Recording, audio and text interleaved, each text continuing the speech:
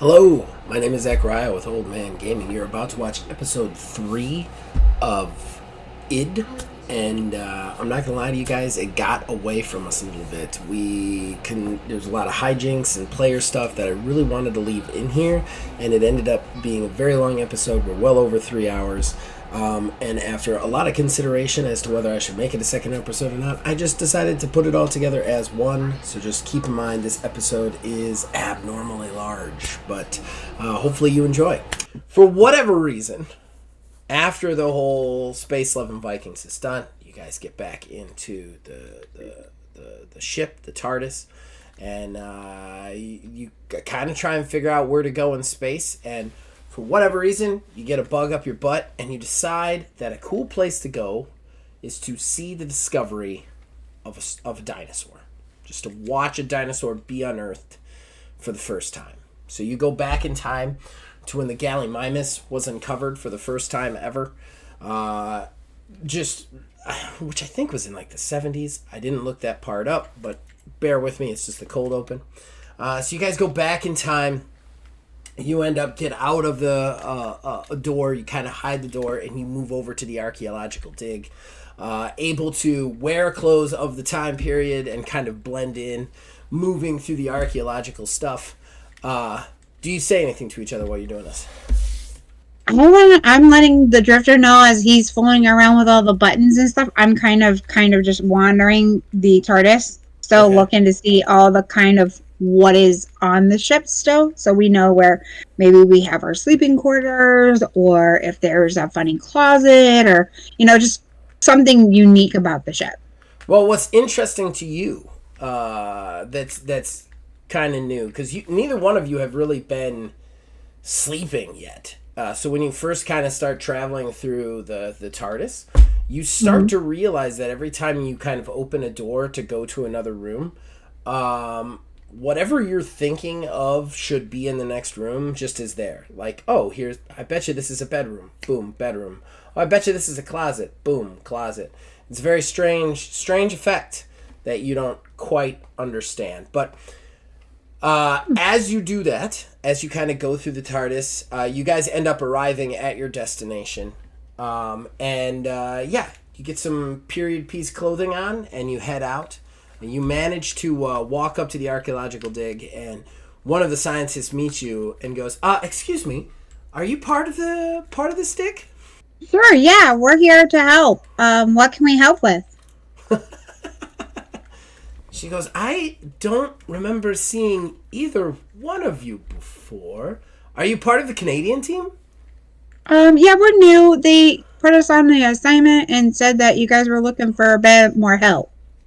She's like, well, you've missed it. We've actually found it. We've found our first dinosaur. We're not exactly sure what we're going to call it yet, but come with us. And starts to lead you through the thing and starts to give kind of like the stats of the creature. She's like, as we're uncovering it, it seems to stand about 5 to 6 feet tall. It's quite long and has kind of long elongated legs, which we believe were for some quite hectic running. There is one thing about it we just can't quite figure out. And that would be the strange hole in the head. And she says that as you guys get to the dig site, she points down and you see like kind of the dinosaur down in the ground still, like they're still uncovering it, and you see the side of the head has this large hole in it. And you have absolutely, and as like you start to think what it is, you see an archaeologist goes, that is strange. And you see him reach inside the hole as he's finished dusting, and he pulls out a single bullet.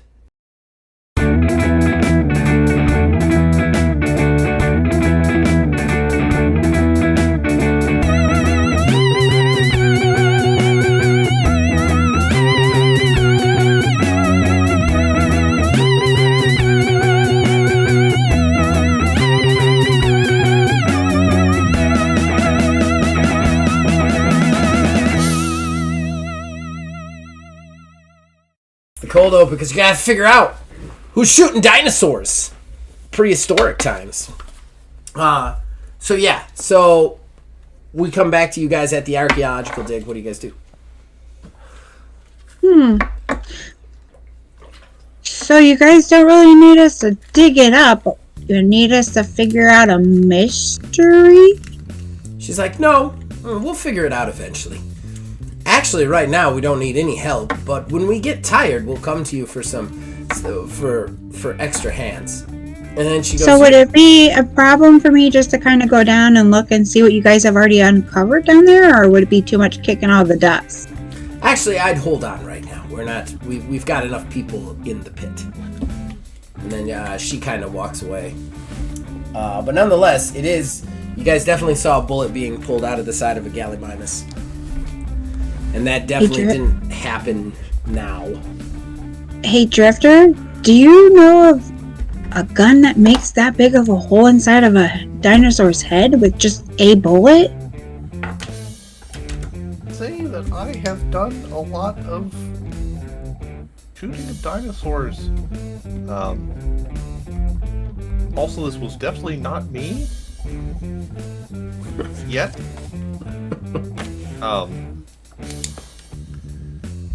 But that might be a problem. Back in that time with the dinosaurs, did they even have guns? I thought they were still, trying to figure out the whole making fires, wheels to drive cars. No, we're before that. This is quite before that. I'm gonna have to take a closer look. So, excellent job, by the way, getting us over here. We're gonna need that again in a little bit. Of course, I'm great with talking to people. I'm a talker. That's true. But hey, we're in a new... I haven't been back here in a very long time. Not here specifically, but like here now. I gotcha. Yeah, we get it. So, would you want to go ahead and take a look, and I'll kind of mosey on over to the tent and see what's going on over there? Yeah, just keep them busy. I'll slip over there. But just don't get yourself in trouble. Or too much trouble. Or, you know what I mean. Alright, I'm going to go ahead and take a look at the tent. Alright, we're going to split up and... Okay. I love that you guys naturally split up. It makes my job so much easier. Alright. So we'll stay with the Drifter for now. So the Drifter's heading down in to investigate. And then Beth's going to go over to the tent. Okay, so Drifter, you head down in. There's just some archaeologists. One of them kind of looks at you. This one's a little bit more stern than the one you met, who was very clearly just an aide. This is probably like a doctorate sort of thing. He turns to you and goes, excuse me, can I help you? Yes, Dr. D, I'm with the Canadians. This is very interesting. Amazing discovery you've got here. Dr. D so far with the Canadians. Do you have credentials? Yeah, no, it's up at the tent. But enough about that. What about this? It's so new. It's so strange. Give me a charisma manipulation, man. You knew it was coming. God. You knew it was coming. Ooh. Note to self, if I want the players to win, roll the yellow one. Every time I roll this one, it's been like 4 and under. I mean, I'm 12? Yeah, you won. He goes, alright, Canadians, I guess. Yes, it's very interesting. I mean, aside from the fact that it's a complete discovery that potentially proves that is a new species, prehistoric dinosaur, that right there is the craziest part of it. And then, of course, he points at the bullet hole in the skull. No. Ah, yes, no, I have some postdoc students who worked on skull fractures, but this is totally unexpected. I was about to say, skull fractures doesn't even begin to say it. I mean, combustion firearms when the dinosaurs existed. Humans weren't even walking upright at this time. Like, this is insane to see this. And this is... say. And I'm a doctor, but not a doctor, you know? Elbow him a little bit.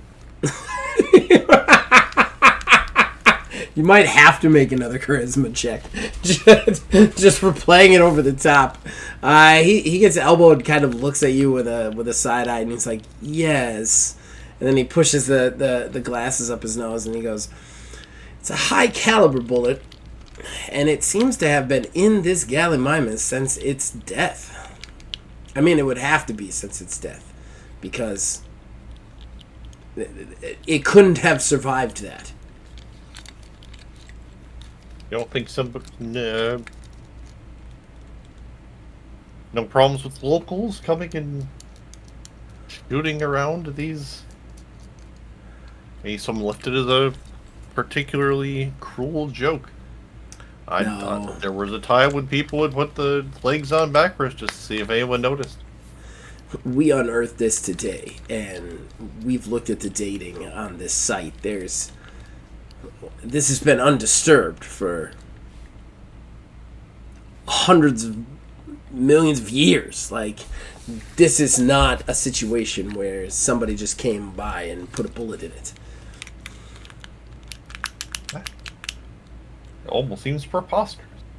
Do we know anything about this supposed bullet?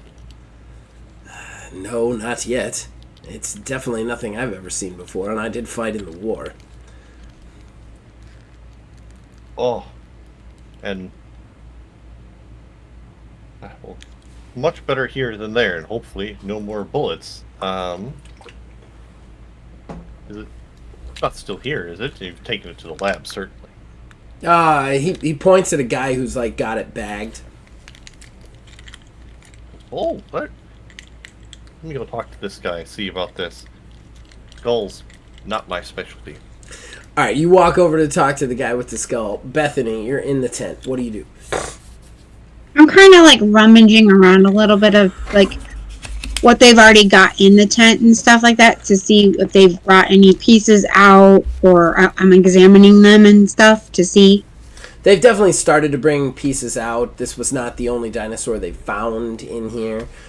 So this is definitely just like a place with a good amount of dinosaurs, possibly a herd went down here. And so they definitely have pieces lined up on the table. They have pieces. Other people are like kind of pinpoint brushing them and other such things. There's also some testing equipment, which is really low tech because, like I said, this is a long time ago when this was done. But yeah, there's a lot of people working in this tent. And then there's also a nice little section where they're obviously like, this is the break area where they sit down and they drink some tea or whatever. And there's that as well. Is there anybody sitting at the tables right now? At the tables for the fossils? No, for like where they do their breaks and stuff like that. Yeah, there's a couple of people. So I'm gonna kind of mosey, like make my way look like I'm still observing what's going on, but I'm making my way to the table to talk to the people that are on their break. Okay, all right. You kind of mosey over. They kind of look at you and give you the nod and then keep talking to each other. And they're just talking about the insane find that there's a bullet in one of the dinosaurs. So, the bullet, has anybody figured out exactly what kind of bullet it is? And the other one's like, no, just pulled it out. It's crazy, right? She like looks right at you. She goes, yeah, it's definitely not normal. She's like, this could actually mean that there were actually people alive in prehistoric times or some other form of creature. And that, like, sentient creature. And then the guy chimes in and goes, or time travel. Wouldn't that be crazy? If H.G. Wells got it right, people are jumping back and forth between time. Oh, that'd be nuts. That's just nonsense. That doesn't happen. She's like, yeah, that does seem a little bit crazy, but how do we explain this bullet in that thing's head? Well, are we sure it's a bullet? Like 100% sure? It could be maybe a tooth from another dinosaur. The guy looks at you and goes, no, no, no, no, it's a bullet. There's no tooth that looks like that on the planet Earth. I assure you. Okay. It's even smashed where it went into the head. You can tell.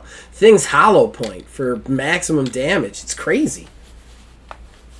Yeah, we'll definitely have to examine the bullet to see exactly what, kind of markings it might be on, to see if it's a certain weapon that we've seen before.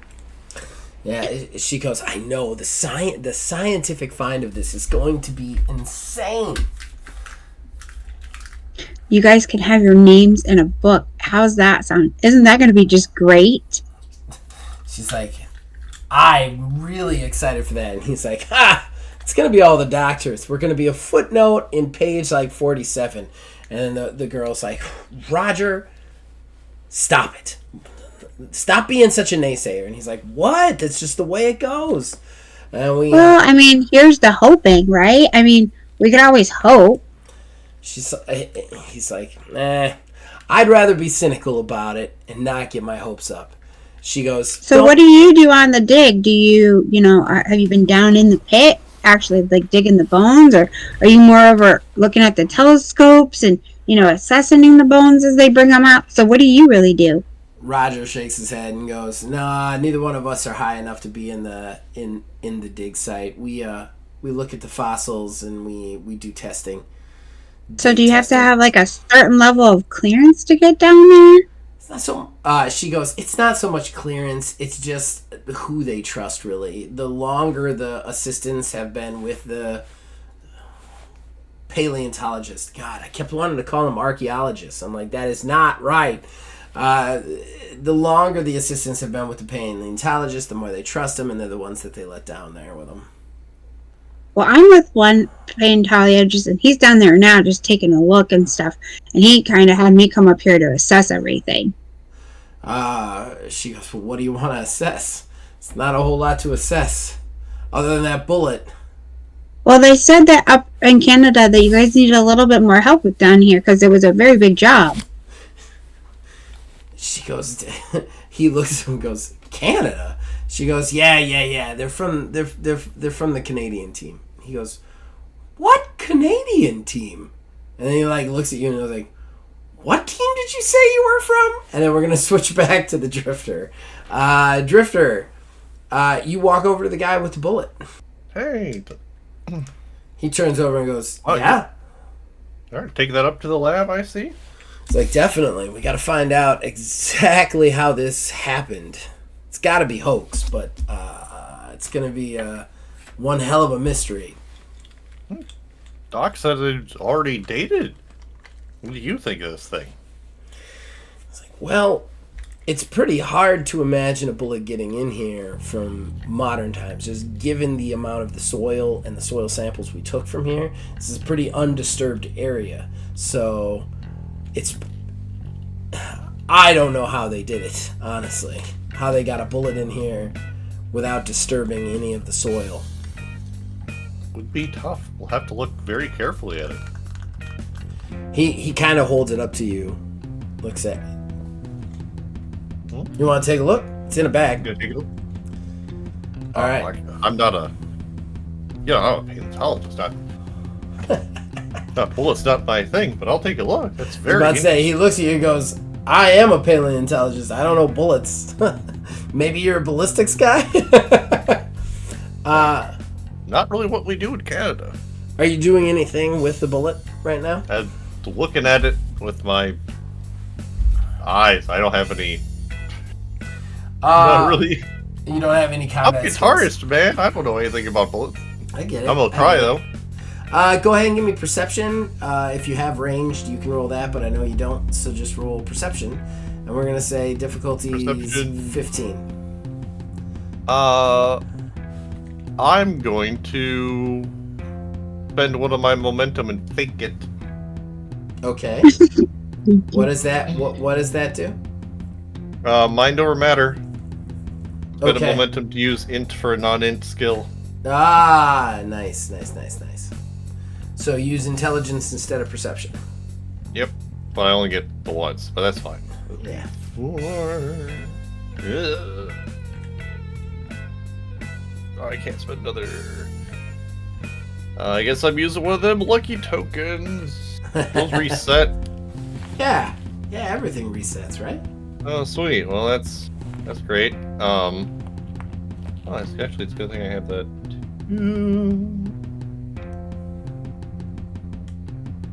That's better. That's 19. Okay. It takes you a second. You look at it. You kind of reach into your deep intellect and kind of really examine the bullet for a second. And while you are not a master of bullets, you do that doctor thing where he points the sonic at it and for some reason understands more about it than he should. And basically you know 100% that this bullet not only is not from this time, not only isn't from prehistoric times, but isn't from this time. This is a much more high-end bullet. In fact, the type of bullet that this isn't even invented in present day states. It's not from what my right era might have been. This is future bullet. This is a future bullet, without a doubt. This is some high-end, high-velocity, real scary super bullet stuff.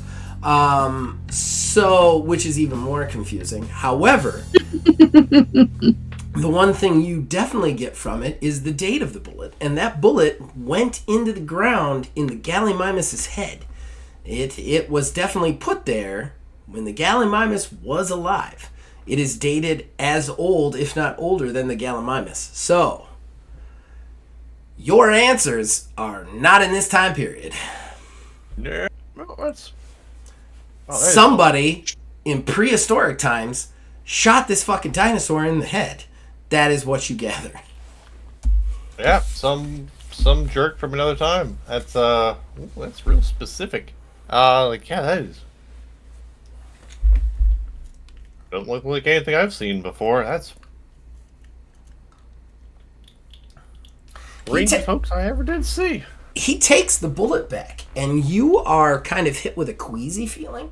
You're not exactly sure what that queasy feeling is right away because you're kind of new to the Time Lord half of your DNA. But really quickly, you start to understand that the Time Lord half of the DNA has a much better understanding about all things temporal and cosmic than maybe the human side does.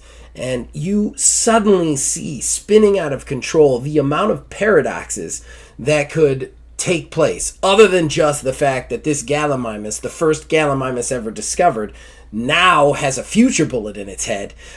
You start to just think about all the other paradoxes, all the other insane physics-based butterfly effects that could take place from somebody killing dinosaurs in prehistoric times with a gun.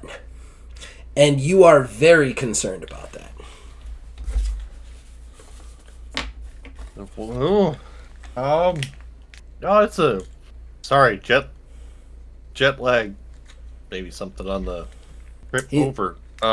He's like, I'm gonna go rest for a minute.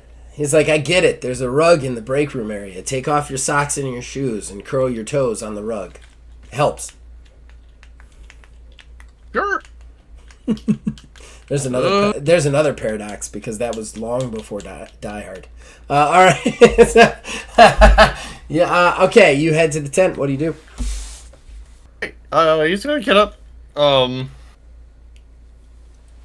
and go back to the tent where Bethany is. Okay. So mid-conversation, Drifter walks in. Like, yeah, it's like wildest thing. You should take a look at it sometime. You see we should Roger. Probably put our stuff up, I guess. Get ready. Roger and the girl finish their drinks and go, well, back to the grind, and they walk away, giving you guys a little bit of privacy in the break room. So, what did you see down there, Doc? Yeah, this is bad. We need to leave. We need to leave? Yeah, if you could just go back to the door, I will be right behind you, probably running. But, Drifter, we just found something phenomenal. Yeah, too phenomenal. Not wrong time. Definitely not. Wrong Couldn't be time. like this. But if we leave now, then we'll never understand what happened. Just go to the door, Bethany. I don't think the answer's here, if I'm honest.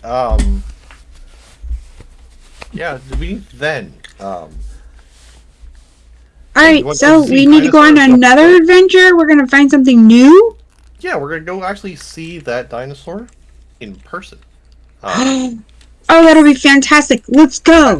Well, yeah. Also, you're gonna have to be extra careful about not stepping on things. We'll try to be it really quick. But yeah, you gotta get back to the door, and I'm gonna go grab something and meet you there.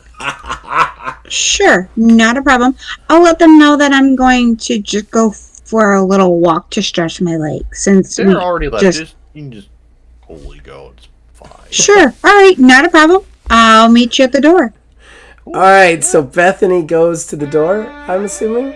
And Drifter, I think you need to give me a rogue check.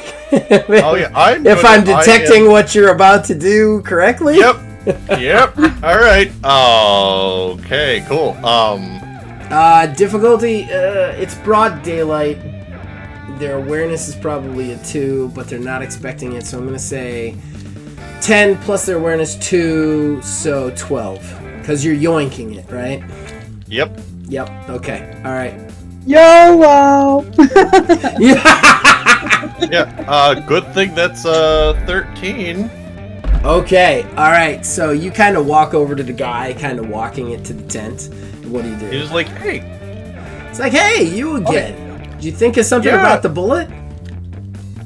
No, everybody else just getting back to work. They just had their break. I'm just here, or the new guys taking over for stuff. I'm just going to take that over. Oh, let me just take that over to the rest of the way to the lab and take drinks. I'm doing all the heavy lifting now, I guess. So as you say that, you kind of grab the bag, and he doesn't let go right away, and he goes, "No, I can take it to the tent." Might get a drink. It's how you do stuff here, right? I mean, the drink's in the same place as the tent. I'll just take it there myself. You passed, so you can yoink it whenever you want. Just so you know. Oh yeah. It's Oh my god, is that another bullet? Another bullet? Just grab it and run. Hey! He's got the bullet! We cut away, and you just see Bethany, who's kind of opened the door. She's kind of leaning on the edge, waiting for the Drifter. Just like, what's taking him so long? And you just look over, and we just recreate that shot from the first Indiana Jones movie, where the Drifter's just kind of running over the hill towards the door with just an angry mob of paleontologists and college students behind him, like, get him back, like throwing rocks at him and stuff, while he just runs at you with the bullet in his hand, like, get in! I hurry up and get in the door, and then as soon as I can see that he's getting close, I'm gonna kind of get by the center console part where we usually hit the button to take off with the TARDIS, so when he slams the door shut, I'm gonna push the button. Okay, alright. He rushes in, kicks the door shut, you hit the button, TARDIS, door just vanishes, and they all just stop. They're like... They're all standing there for a really long second, and then you just hear the girl goes, "I told you it was aliens!" And then it just switches back into the TARDIS. And you guys are there. He's got the bullet in hand. I haven't done that since the 90s. Did a lot of shit. Sure got your workout in, didn't you? Yes, ooh, can't have that here. That's, oh no. Yeah, just gonna hand it to Bethany. It's, what? Future bullet. Future bullet. He hands you the bullet. He stole it. Oh, Drifter, do we need to put this in the storage cabinet? You didn't know there was a storage cabinet.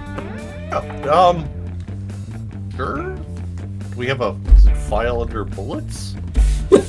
I don't know if they file, but I know we have a storage, because again, I kind of wandered and opened some doors, and I found the storage room, so I figured that would be where it would go. Actually, at this point, sorry, I didn't mean to interrupt you. Give me a knowledge check. Okay. And no, Aether. Knowledge, intelligence. Knowledge, intelligence. Okay. I am Aether, suffering not Bethany. real bad here. Oh, okay. Drifter, not Bethany. That's an 11. Okay. You Thank suddenly you, bonuses. you suddenly realize that, like, storage cabinet, like, and it just kind of comes into your head that this TARDIS is kind of building itself around the two of you. Almost like whatever process you went through, which you keep thinking is called regeneration for some reason, but when you became this younger, different looking version of yourself, somehow this device, this TARDIS, also reset itself and is now creating itself around the two of you. And while you're doing that, Bethany walks to the storage cabinet that you didn't know was there and files the bullet under B for bullet. I'll have to let the drifter know. We can file them. I'll make That's it so something new. to find later. Alrighty. So I'll try, after filing it, I'll go back and I'll tell them, I'll be like, Drifter, so we're quinky dink here. We can file our items by alphabetical. That'll make it easier to find next time. Yeah, that'll be great. So, of course, if we need to make sure something matches or if we get something lost, we know where to find it. We should probably put some thought into walking around. Maybe not walking around too aimlessly. The place is very strange. What do you mean? I've been just opening doors and going, this is probably the bathroom. And then there's a bathroom. Oh, well, that's, This place has useful? 18 bedrooms so far. That would be great if we have guests. Which we probably shouldn't, but... Jaggy, I don't know if you're intending comedy or not, but take an extra 2 experience points. Like, seriously, you just made me laugh. It's like you're playing a sentient golden retriever. It's amazing. It's absolutely amazing. Alright, so where are you taking the TARDIS for the purposes of this episode? We need to go where that bullet went. Well, now, Drifter, are we talking about when the bullet was made or when the dinosaur was shot? Yeah, that's the hard part. Probably the latter, because probably the first part, not very helpful. Also, unfortunately, the easier of the two to figure out. Drifter, give me navigation and intelligence. Difficulty 10. Oh, good thing I still got moment points. Nope. Wait, I can't spend that. Yeah, who's I gonna can't need do them for perception. later? Yeah, that is what, intelligence navigation? Yes, intelligence navigation. 21. Alright. And So, I'm running low on momentum having to do stuff like that. that is amazing. You did an amazing job getting that. So you immediately figure out that, well, you don't exactly have the coordinates of things, but you definitely know where the Gallimimus was shot. And at the very least, that's a good place to start for the phenomena of whatever, as long as you go back maybe before the Gallimimus was shot. Sure enough, the TARDIS finds a spot and stops. You guys walk out the door, I'm assuming? Yeah, we're gonna say, we can pad that out a little bit and say, like, maybe we could ask the TARDIS if we want where this bullet was here first. Wait, what? Say that again? So what I know, we know the broad Wen from the excavation. Oh. We know sort of when from the bullet. Oh. We do know where. Okay. All right. Yeah, definitely. All right. Changing a couple of things in my head. My justification for how I'm going to make this up, because that is the good stuff. Well, I didn't take the fourth dimensional time noticing, so I'm not going to open the door every Sunday from 2 million BC until now. Right. To get just real keep tiring. clicking opening. Hello? Nope. No. All right, you pop open the door. You're definitely in prehistoric times. You guys step out. There's just tons of oxygen in the air, big giant trees. You see definitely some...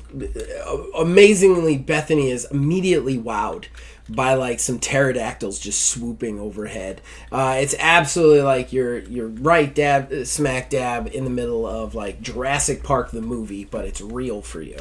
However, that is not what the Drifter is looking at. The Drifter is looking at something that should most certainly not be here, and that would be a 3-story football field, well, 2 football field sized luxury hotel sitting in the middle of an open clearing. All right, so standing in front of you, 100 yards in front of you, down a small hill, is none other than this huge resort hunting lodge type thing. It's kind of got a beige kind of exterior, a lot of glass windows, gives you this weird modern art deco kind of feel to it, and you have all over it says prehistoric safari and resort all over it. There's also a large concrete fence around the exterior that stands, I'd say, like 15 feet tall, with large razor wire on the top. And then, funny enough, there's actually a ship port within that fencing. Kind of like a place to land spaceships. And you guys actually see some spaceships kind of fly overhead just at that moment, kind of heading towards the landing bay. Or, I'm sorry, the landing pad. Drifter? Are we in the right time? Oh, we are. This is a little out of place. We should probably... Well, we know why we're here. We should see why they're here. I think we Sounds found like our culprits, though.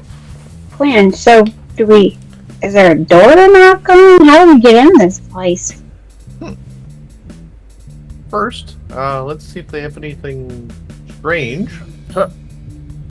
Okay. I'm going to peek around looking for a door and any kind of like cloaking or temporal fields or any kind of like... Alright, so for the door part, you don't need a check. I was waiting for... You should just have a door. Yeah, I was waiting for a pause, but there's actually a very large door, like something like truck-sized, that they kind of open and close on the front end. There's also a couple of access hatches towards the back end where the ship loading bay...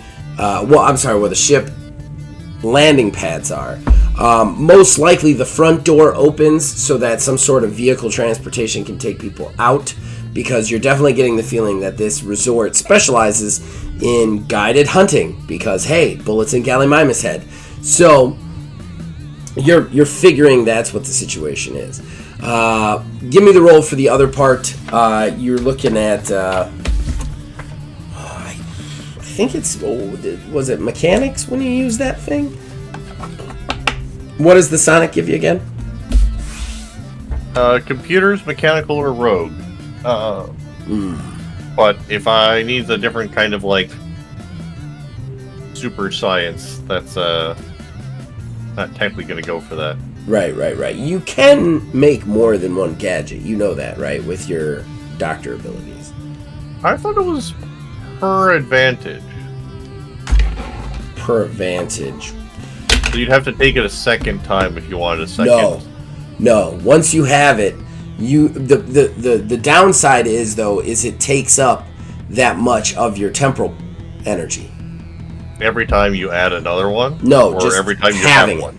Period. Oh, okay. So like the Sonic is what, 3 points, right?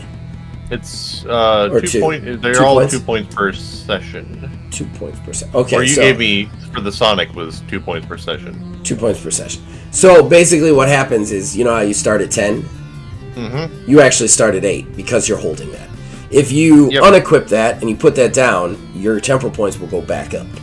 This drain can't put you below to the point where you have to regenerate. However, if you are at 0 and something else happens, you see where I'm going with this, right? Yep. So you can make secondary gadgets if you would like. Just each gadget is going to take away that you have on you is going to take away from that temporal pool. That's the limiter, basically. But we have to discuss the gadgets and what they do. Yes. All right. So I can think about that one. Yeah. You think about that one. Now, for now, Sonic is totally died. You're definitely trying to see if I was going to use a psychic paper or something on a couple of times. And like, no, I'm just going to lie. Yeah, I kept looking at him like, is he going to come up with some sort of facsimile for the psychic paper? And then you're like, no, I'm just going to lie and let Bethany talk circles around people. And then that's that's how it's been going so far, which I find awesome. Okay, so the Sonic roll is still a roll. So we're going to say for the... so you're looking for... All right, here's what we're going to do. We're going to make a roll for both computers and mechanics. Okay? And that is going to be... You know what? We're going to go mechanics, all three. Computers, mechanics, rogue. Okay? The rogue is going to tell you how legitimate this organization looks. Like, whether there is cloaking, whether there is trickery afoot. The computers is going to tell you how advanced the technology is that these people have, or this thing is. And then the mechanics is going to whether or not there is temporal energy afoot, temporal fields, paradoxes, stuff like that. Each one is going to be, we're going to say, because you get a bonus from that thing, right? Mm-hmm. Don't tell me what the bonus is, because I don't want it to mess with my decision on what the roll is. I think each one of the rolls should be 10. All right. What's the first roll? Whatever you want it to be. Whatever order you want it to be in. Yep. Just tell me what it is. You pick. I pick. All right, rogue. All right. That is going to be... Oh my god. I have to look this up more because it's a lot, actually. Sorry. Intelligence rogue? Oh, yeah, it was... Actually, for rogue, it's going to be perception. For mechanics and computer, it'll be intelligence. Alright, so that's going to be 24. Whoa. For rogue. Okay. Alright, so starting on rogue. There is no camouflage technology or anything. You can see it, so anybody can see it. There's no sort of trickery there. As far as the legitimacy of the business, from what you can see here, this looks like a fully functioning resort type thing. It does not look heavily populated. What you can extrapolate from that is that this is probably a very expensive place that indeed only serves the rich of the rich, and so the only people here are servants. And you're not exactly sure how they got the servants in because you don't see any ships, but probably just servants here, and then the high-end clientele, there's only a few of them at a time because it's basically like a hunting lodge. So that's what you extrapolate from the rogue. I mean, the other obvious one is there is no safari hunting lodge in prehistoric times. There should never be one in prehistoric times. So this is out of character. This should not be here.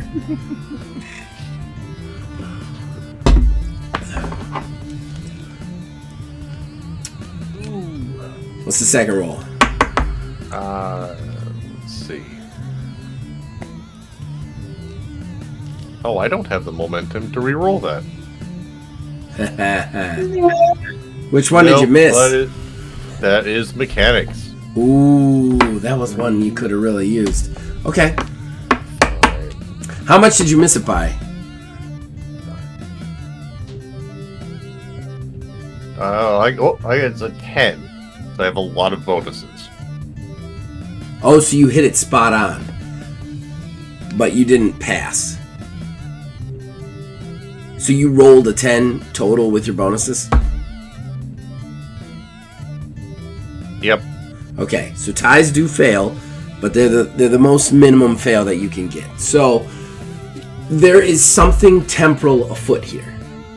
Like, you definitely detect temporal energy. While it be, like, whether it's a loop or whatnot, you cannot specifically narrow it down to where the temporal energy is coming from, what it's coming from. But this definitely, there is something time travel-y going on inside that building. All right, that's the one I wanted to get. Yeah, and I guess we'll do computers. Okay, let's hear it. That one's worse. There we go. That's a proper failure. That's some A through Dios rolling right there. Yeah. Okay. All right. How much did you fail by? 1. I literally almost can't roll lower than I have. Thankfully, your bonuses make it kind of impossible on these ones to true fail, because like a crit fail is like 5 or under. So this is high end. This is future tech without a doubt. It is probably roughly a couple hundred years past the technology you were dealing with in the not a couple hundred, maybe like 100, maybe 50, 100 years past the technology you were dealing with the Space Vikings. Ooh. All right, that helps. I think it does. Okay. Well, as far as I can tell, this is further ahead than we were before, but can't say I have seen anything like this before. But you can always hand it to the rich people to build a tacky hunting lodge, middle of a perfectly nice field. Well, Trevor, I think the Saiyans were not in Oz anymore, right? That's fair. Maybe we can tell from inside the door. So do we just knock on the door? Do you think they have a secret password? Oh, maybe. Well, we'll find out. There we go. Start heading towards the door. Oh no. Okay. We're just gonna walk in, basically. Okay. You guys going to the back doors near the landing pads or the big front one? I think we'll go in more discreetly towards the landing pads to kind of get more of a feel of what's going on. Okay. So you guys both head towards the kind of back door to the landing pad. You guys have actually seen the ship land. It's a very fancy, shiny blue ship. And you actually see it kind of like touch down behind the fence. And then you can't see anything more. But you get up to the fence. Who does the knocking? Oh, since I'm the talker. Okay. All right. You knock. Bump, bump, bump, bump. There's no answer for a second. Then all of a sudden you hear from look at my characters. I hear from inside. Yes, hello. Who is this? Hi, I'm Bethany Parks. How did you get outside the fence? All guests are supposed to land their private vehicles inside the fence, and then register with Mr. Zazzleworth himself. How are you outside the fence? I just was so fascinated with everything on the I kind of wandered off and I didn't mean to. I'm sorry. Is there a way we can get back in? Yes, I will send the security detail down. You're not being chased by any savage creatures at this point in time, are you? Not that I can recall. No, I was just kind of just walking around the outside of the fence. Oh, all right, very strange indeed. I have to send the head of security. Subsector will be down to speak with you shortly. Hold tight. Sounds wonderful. Thank you so much. Yes. And there's a hang up, and you guys are just kind of standing in the field for a while.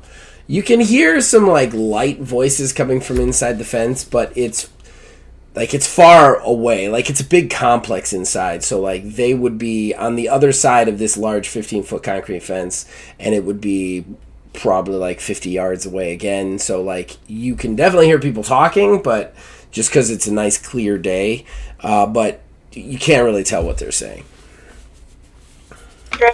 Do you think we're gonna run into some more robots, or do you think these are actual people? This is probably further ahead. I imagine there's not going to be a whole lot of either, but probably both. You think we'll have one of those AI people again to talk to? Oh, maybe. I'm wondering how advanced these people really are. Well, they've certainly worked out time travel, but can't say too much for their taste yet. Well,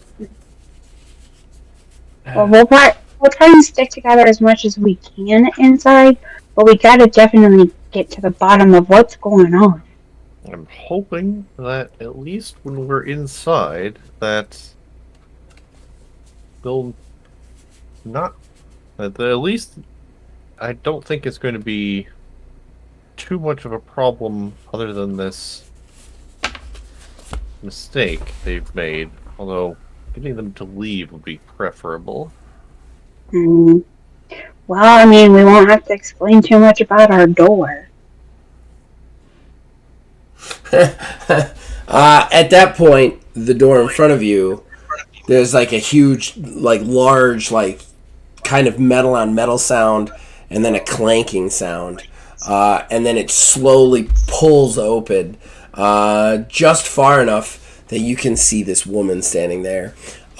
She is big, though. 6'2". She's human, but 6'2", and looks like she could bench a house.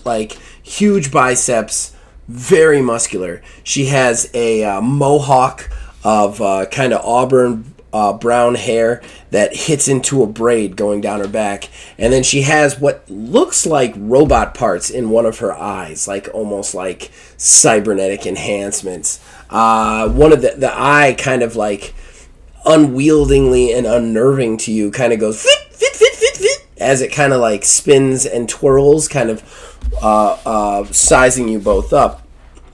You also see a set of large, nasty guns on either hip. They are...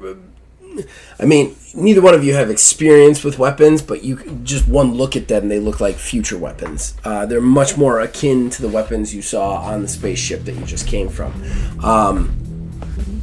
But she looks at you both with just this stern scowl on her face. How did you end up out here? As I told the gentleman before, I'm a bit of a wanderer sometimes when I see new things that, just intrigues me. So I kind of just asked my friend to tag along with me to see what was really on the outside, because we never really get to go on the outside once we come here once in a while.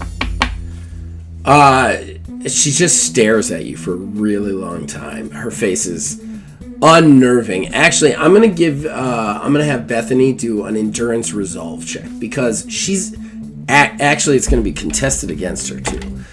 She's intimidating. Like for the first time, our very chatty nurse is actually a little shaked by just how scary this girl is. Maybe we'll see.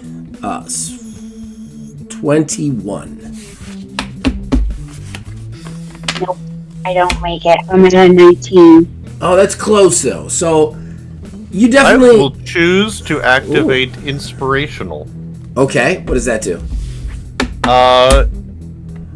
Within earshot, she gains +3 on her rolls when around me. Ooh, okay. So that'll bring you up to a 22, right? Oh, Yep. I'm so glad for someone to come greet us at the door. We've been out here for so long. It's lovely, but I think we're quite thirsty and ready for a break. Okay, so she's definitely unnerved by the Drifter a little bit. Bethany is about to kind of shy away, but then the Drifter's kind of like upbeat attitude and his just kind of chime in. Bethany's like, fuck this bitch. And you are no longer scared of her or intimidated by her in any way, shape, or form. And you're able to stand up to her. But as Drifter walks forward, she, like, her hand goes to her hip and goes, no closer. I'll decide when you can enter the complex. Now, as far as I can tell, neither one of you are wearing servants' outfits, and I don't see a ship. So, I would like to ask you again, who are you and what you are doing at this lodging? Excuse me, ma'am, but we've been here for about a week, and we just, of course, got a little tired with being inside, and we wandered a little bit. We apologize.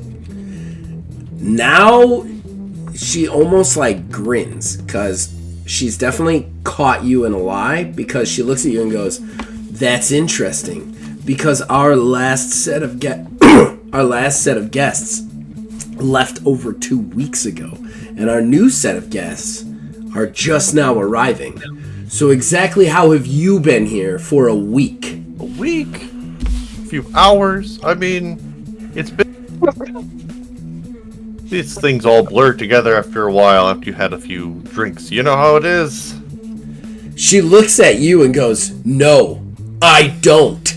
Oh, perhaps you should. That's, how... you so strict around here. But that's alright. I appreciate the work that you do here. She draws her weapon and points it at both of you. Then she pulls up her communicator and goes, we have a situation at Gate C. Before it continues, though, you are interrupted by another ship that just kind of swoops in overhead. This one's red, a little bit bigger, a little bit longer. It lands on the second landing pad. It starts to come down in the second landing pad. And then you guys see an incredibly flashy dressed fellow walking your way. Human all the way, very thin, almost gauntly so. Very white. You would think he was an albino if he wasn't one. Does that make sense? Like, that's how white this dude is. But he has this incredibly long mustache that would be a Fu Manchu if he didn't then braid it under his chin. He is wearing pink tie-dye suit and a pink tie-dye top hat. And you see him just start sauntering over, almost panicked. He goes, Subsector, what are you doing? What are you doing right now? Our guests are coming. I need you by my side. And then he looks at them and goes, who are these riffraff? And then she looks at him and goes, I'm trying to figure that out. This is a potential security breach. And he goes, security breach? Who? What security? No one is on this planet. We're literally billions of years before civilization comes here. She goes, exactly. Don't you find it weird that he goes, enough, Subsector. I am sure they are guests. They got lost. They wandered out of the grounds, and now they are coming back. He looks specifically at the two of you, and then, Drifter, call Hilo. Hi. Okay. He looks at Drifter and goes, obviously you must be one of the guests, and this must be your lovely servant, or wife, or concubine, or daughter. Who knows? That's what's wonderful about here. No laws in prehistoric Earth. Anyway, come on in. She goes, they can't, like, you see Subsecta start to, like, eyes dart back and forth between you. She's like, you hired me as security detail. There is no way these two are possibly guests. He's like, Subsecta, with all due respect, Who pays your bills? She goes, that's not... He goes, subtractor. Who pays your bills? You. And then he shakes his head. He goes, no.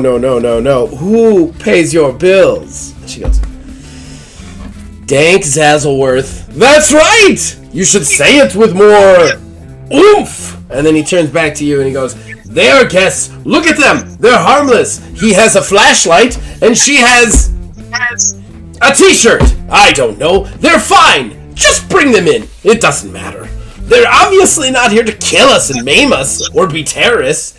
She goes, how would you know that? He goes, I have a great judge of character. And then he just turns and he goes, we have to greet the guests. And then just starts like running kind of back towards he's like running without running. It is a very weird kind of visage that you see as he just kind of like scampers back towards the main walkway.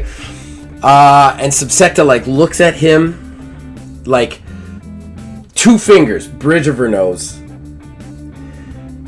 All right, honored guests, please follow me.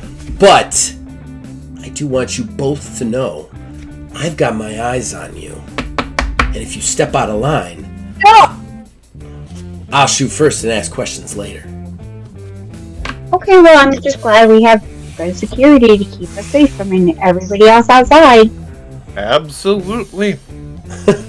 Top dollar. Excellent work. I love the stroll. I love the flattery will get you everywhere strategy you both have. It's just like, no matter how mean they are, it's just like, you're a wonderful person. You want a hug? All right. She follows you guys. She follows you guys over. You guys get there just in time to see the next group of guests getting off. They look kind of human. They can't possibly be human or at least not Earth human, because Earth humans are not going to exist for quite a few more years unless they're time travelers. But you see a couple of people get off. The first one is kind of this large, kind of bulkier, muscular old dude. He looks like somebody that you'd see in like a Western or something, like one of those guys who looks like his body gave out but his spirit has not, sort of guy. He has a big rifle case just like slung over his shoulder. There's like 1 or 2 servants behind him. He kind of steps down with like one eye wider than the other, kind of surveying the place.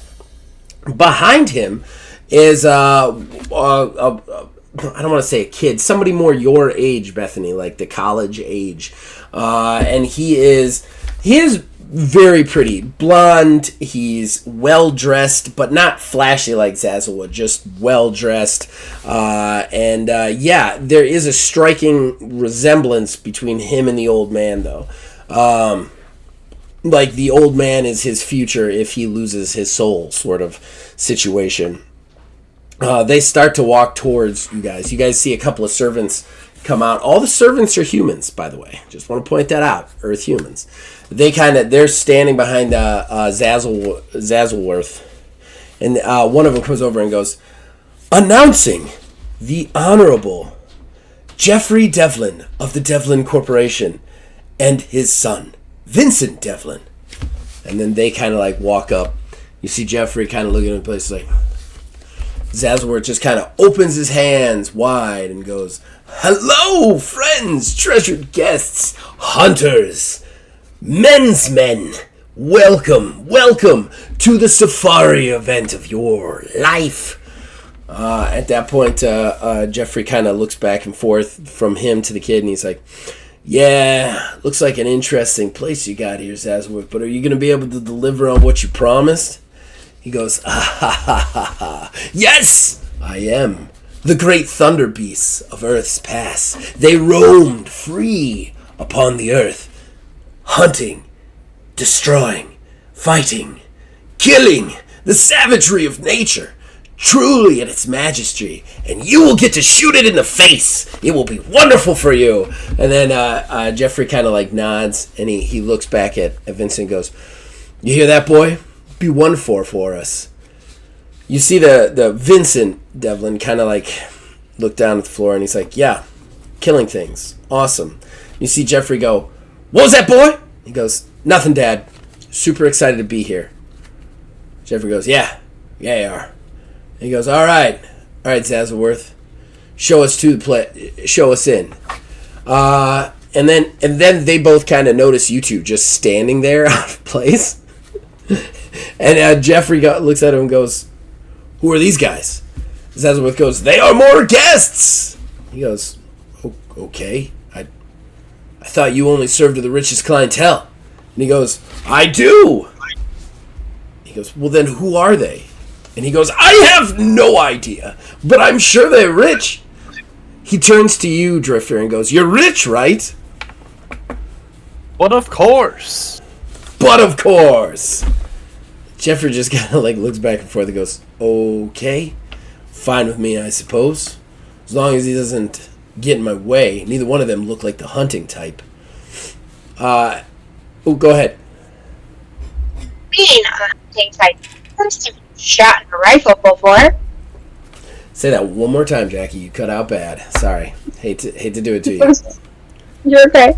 What do you mean? Of course I've shot a rifle before. Jeffrey looks at you and goes, a woman like you? I don't think so. He looks at Zazelworth and goes, what kind of crackerjack operation you running here? You letting the ladies shoot. And you see actually Vincent kind of step up and go, Dad, they're not from our planet. You can't say stuff like that. He's like, I can say whatever the hell I want. Boy! And he gets into his son's face and he goes, we can say whatever the hell we want because I built an empire out of saying whatever the hell I want. You understand me, kid? Stop taking second row. Stop being nice to these people. He looks at... Well, sir. There's no reason to speak to your son like that. I mean, we're all welcome here. And we're all rich. We can say what he wants as well, right? We're just going and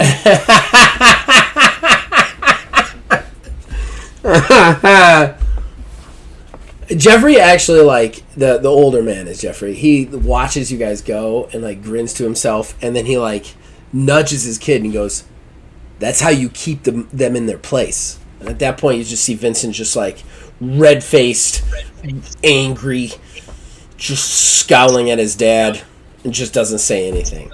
And then Zazelworth walks them in as well. So you guys enter the complex by yourselves then, kind of ahead of them? Which I understand, because nobody wants to be around Jeffrey. He's a douche. I'd like to remind everybody out there, Jeffrey is a character and does not reflect any of my thoughts, beliefs, or feelings.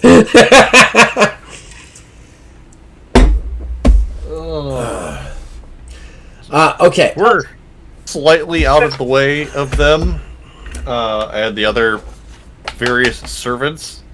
Haven't turned to Bethy.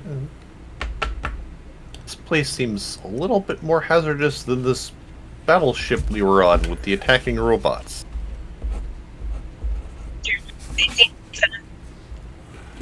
Cutting out again. Say it again. You're good, hold on. I'm gonna have fun editing this one. This is gonna be a beast. A beast of editing. Hey, can you hear me better? Yes, actually. That's wonderful. So I'm going to say, Drifter, I think we found our way in to figuring out where that bullet came from. I'm going to go ahead and, at some point in time, that child of his is going to, of course, not be by his side. So I'm going to introduce myself to him, and maybe you can poke around and maybe even introduce yourself to Jeffrey, because, of course, it seems like he doesn't talk to women very well. It's the nicest way of saying he's a douche. Well, yeah, you're not wrong, although we may need to work on a better story about how we're here and move quickly. So, we inherited money from our father. You are going to be my older brother. And we learned, of course, how, again, because like I said, I've learned how to shoot. Of course, Dad used to take us out. And of course, we used to duck hunt and maybe do some coon hunting or something with the dogs. Okay, pause. As you walk in, before you can say anything, Bethany specifically, give me an endurance resolve roll. Difficulty is 15. Drifter do the same thing. Difficulty is 10. 17. 17. Okay, you both walk into the door and almost scream because neither one of you have seen an alien before. Like, you guys are talking as you're walking, but as you walk through the door, you've never seen an alien before, and you see your first alien just sitting there in the lounge, waiting for Zazelworth to kind of bring the rest of the people in, the other guests. It looks like a large blue insect with, like, of course it's got to be creepy looking. It has big spider eyes that have, like, 6 or 17 reflections in it, and then big pincers that come out of its face. But other than that, it looks kind of humanoid. It kind of turns to you and goes, hello. Oh, I'm sorry. You caught us off guard with a conversation. Hi, how are you? There's anyone here? He was in the. They were to stay on the path, or you lose track of time. He goes, I will remember that. My name is let me get this. My name is Vigor Crane. I am very excited to hunt the thunder lizards. Are you? And then he stands up. You guys realize he's like 2 feet taller than either one of you. Kind of walks over. There's another one with him that's more human sized. It's also got blue skin and the weird insect face. The one in front, Vigor Crane, is wearing kind of like he's wearing kind of weirdly human-like clothes. Like it's like a button-up, like a flat button-up flannel top, basically, like just like a farm flannel shirt, and then just like normal pants, like not necessarily jeans, but something the alien equivalent of that. And then the other guy is wearing still the blue and everything. He's got a red Hawaiian t-shirt on the top, and then on the bottom he's wearing jean type things as well. Vigor walks over, extends his hand after saying his name. Well, hello. I am Bethany. Bethany Parks. But Bethany, pleasure to meet you. Click, click, click, click, click. And then he extends his hand to you. I'll shake his hand. Nice to meet you. He turns towards you, Drifter, and extends his hand as well. And D, we'll shake hands with her. Pleasure to meet your acquaintance. We seem to have many people here this trip. He shakes your hand for extra amount of time, and he goes, the shaking of the hands. I love this human tradition. It's one of my favorites. So much contact. So unafraid of space disease. It's wonderful. And he shakes it for an extra period of time, then he lets go. And then he looks and he goes, This is my friend. Vang is. Say hello, Vang. Vang kind of like walks over. He nods at you both, just like a low nod, then extends his hand as well. First to the Drifter. Well, also nod and then shake hands. Shakes your hand the appropriate amount of time, then shakes Bethany's hand the appropriate amount of time and doesn't say anything. Vigor just goes, Vang, why must you be so quiet around the aliens? They're so much fun to talk to and learn about. My business thrives on you and your people buying my queen's goat milk. I'm sorry, my queen's udder milk. The udder milk. Oh, D, that's the milk stuff that I buy to take my baths in. Yes, even our our part of space, we know of your milk. Excellent work. Yeah, he turns on the bath thing and he goes, "You take your baths in the uttermilk? It's for drinking. You humans are so strange." Well, of course, this is how I keep a young skin.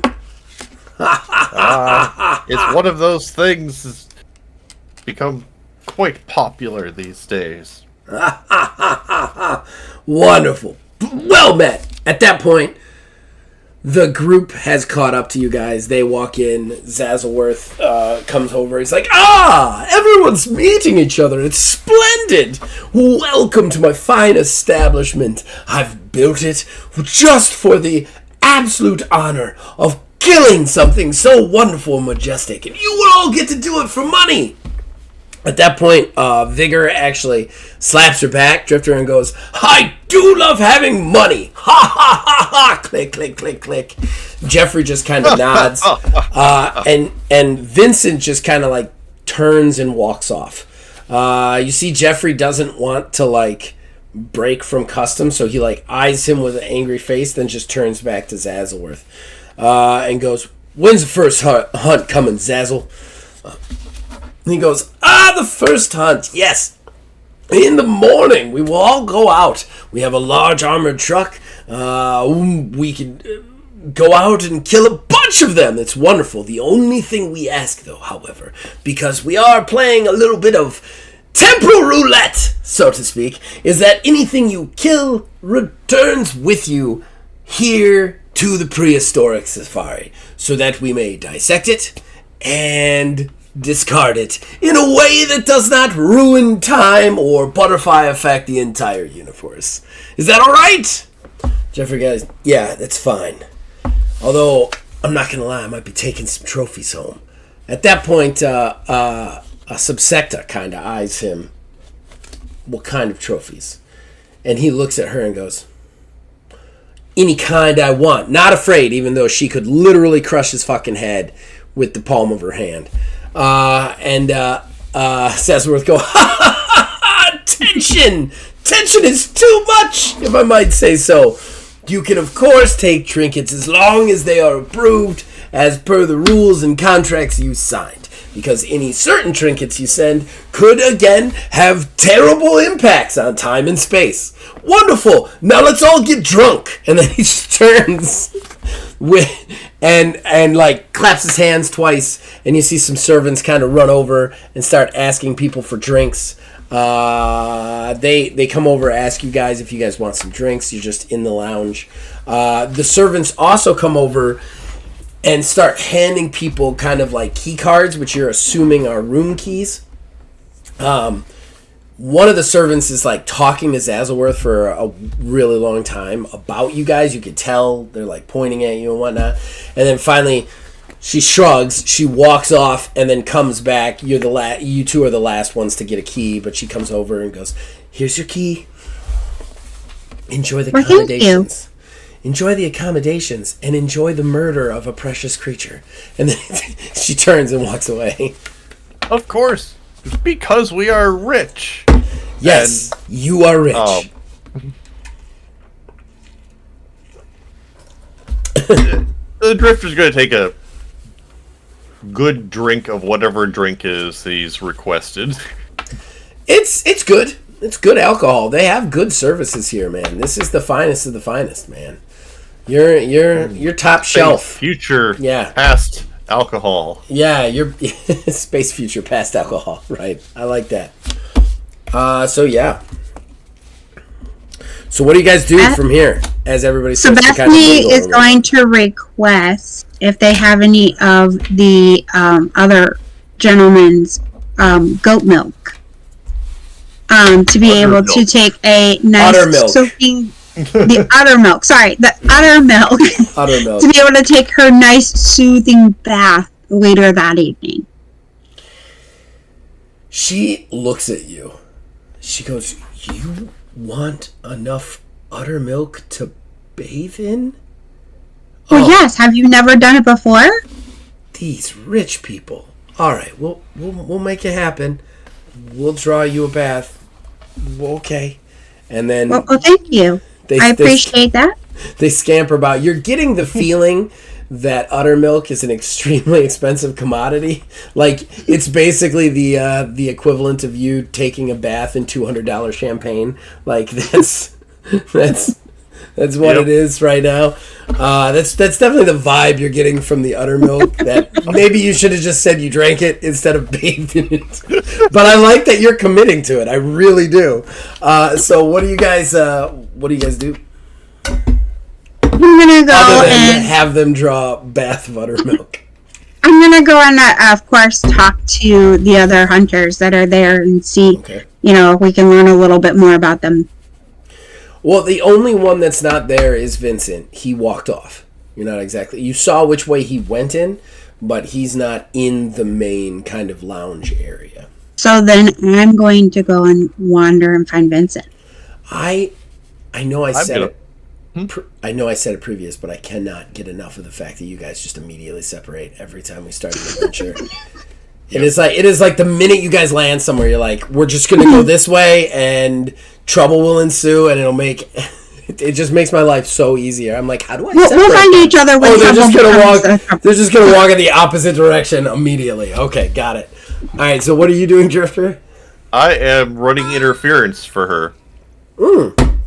Okay. And making sure that that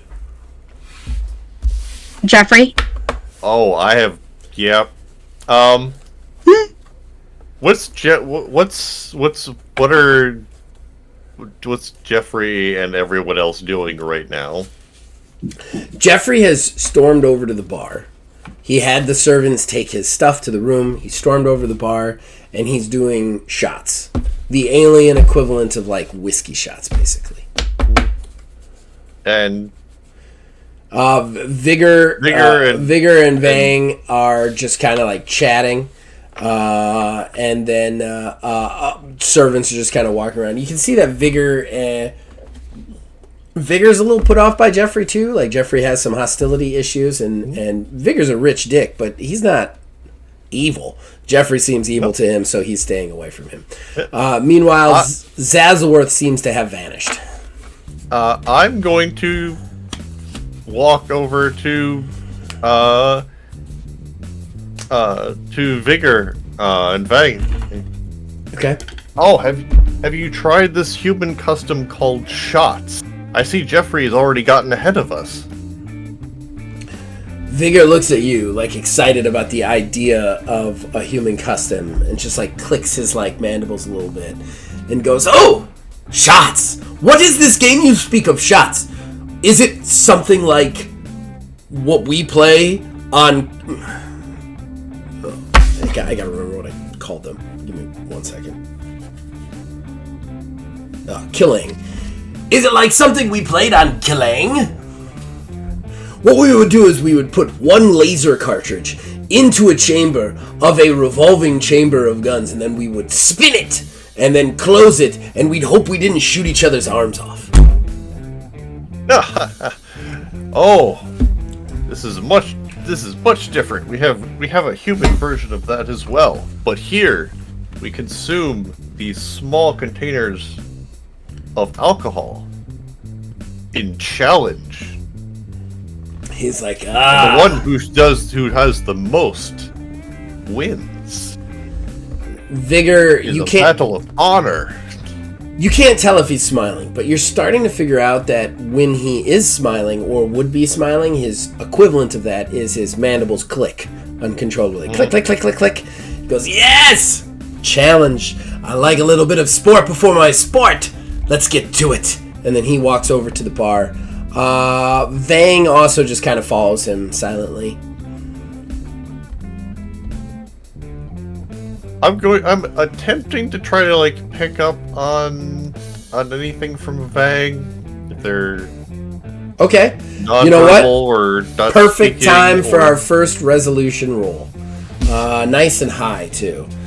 We are still at where is my roll? We are still at a 17.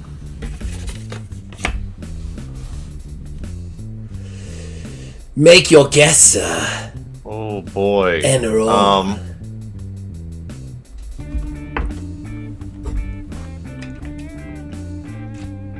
My guess is that in the original timeline, something went wrong during the hunt, and one of the body was left behind. Okay. Okay. I don't know enough to guess. Oh, I'm sorry. You would be Who at it 15. was. You'd be at 15, not 17. My bad. All right, I'm gonna roll it. Okay. That's a 10. Ooh. So that would be under by 5, right? Under by 5. So we're getting if I recall correctly, a complication of some sort. Let me Yep. read here. Rolling the resolution or up to 5 under means this character suffers a minor consequence. Maybe their resource drop, Oh, that was close. or they become separated. Maybe someone loses access to a perk. Okay, I'm gonna bank that. I'm gonna bank that consequence until I have an idea of what to do to you guys. Yeah, no. You feel like you're kind of on the right track, but you're not 100% sure. Nonetheless, you go over for shots time. So, yeah, are you actually going to have a drinking contest? Oh, well, you walk over and Jeffrey just kind of looks at you guys sitting down at the bar and he goes, "What are you boys doing? Drinking?" Absolutely. We're gonna introduce Figure here to the human custom of shots. He looks over and goes, You're not too proud to partake in the little challenge, are you? "Oh, boy, I'm too proud not to. Let's do this." And then he orders them up. Okay, so shots. How am I going to do shots? Here's what we're going to do. We're going to do endurance and constitution, because that's the point. I am going to also throw in rogue and mix in water shots for myself. Ooh, nice. So you're just going to like get behind the bar and start like mixing up water stuff? I'm going to get behind the bar Nice. and mix and sneak it through, and I want Okay. what I want is to survive and for Jeffrey to be miserable. Okay, so you step around behind the bar. Okay, you know what? Let's get a roll first. Let's definitely get a roll. We're gonna say. Wait, I can do a couple of things. Okay. All right. Ideas are flowing. We can start with the getting away with getting behind the bar and mixing for them. And also, I'm gonna add in performance for making a show of it. Okay. All right. Here's what I'm gonna do. First, give me performance, charisma, and roll it. I'm gonna say difficulty's 10, but the amount you beat it by is how much you're gonna reduce the difficulty of the just taking over, basically. So basically, like, the bartender. You offered me that. The bartender starts to do it, and you're like, whoa, you're doing it all wrong. And you kind of like make a big show of leaping over. That's a 27. Holy shit. Okay, so it's 17 over? Yes. Oh, well, take a momentum, for sure. Thank God. Take 2 momentum, because you're going to automatically pass the next one. Alright, so you're just like, ha-ha! Just like, over the bar, and then it just turns into a scene from Tom Cruise's Cocktail, which no one listening to this is going to remember, but just starts flipping stuff. Go to YouTube, it's there. Yeah, just like drinks. Bottles. Like, to the point where, like, anybody looking outside into the situation would go, they're doing shots, why is he making so many mixes? But the people inside the situation are just like, look at those flips on that mixer. Wow. And sure enough, you pour up a round of shots. You've got yours is nice and mixed with water. It is barely alcoholic whatsoever, so you're not even gonna have to make a roll. They all start drinking, with the exception of Vang Is, who just kind of like looks at Vigor and then looks at you and goes, I gotta be excused. I gotta take care of something. And then stands up. I do quickly want you to give me a quick awareness perception roll.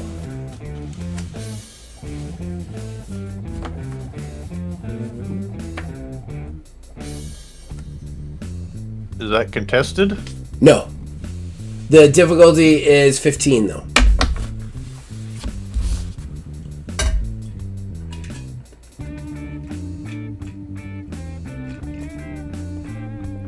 Not quite. I'm gonna spend those 2 momentum I just got. Okay. I know I can make this. Oh, there we go. Okay. I'm going to spend a momentum to make you reroll it. I'm sorry. I don't want you to win this one. You should. Okay. So this... Gotta do it. I gotta use it sometime. I haven't used it for 2 episodes. I gotta. It's 18. I was crushed at the second roll, though. Still got it, though. His voice sounds familiar to you. And it does not sound alien like Vigorous does. He then puts his hands in his pockets and walks off towards the rooms.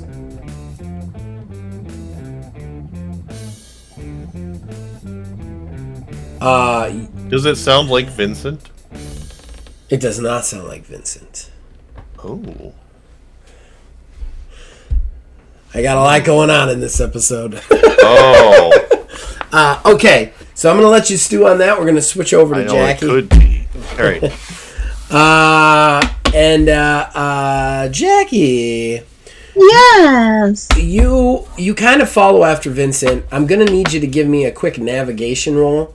It's going to be a low one. It's going to be a 5, but navigation intelligence, just to figure out where he is. Because, like, you followed him, you know which direction he went in, but you don't exactly know where he went, so. Okay, so I have a 10. Okay, that passes.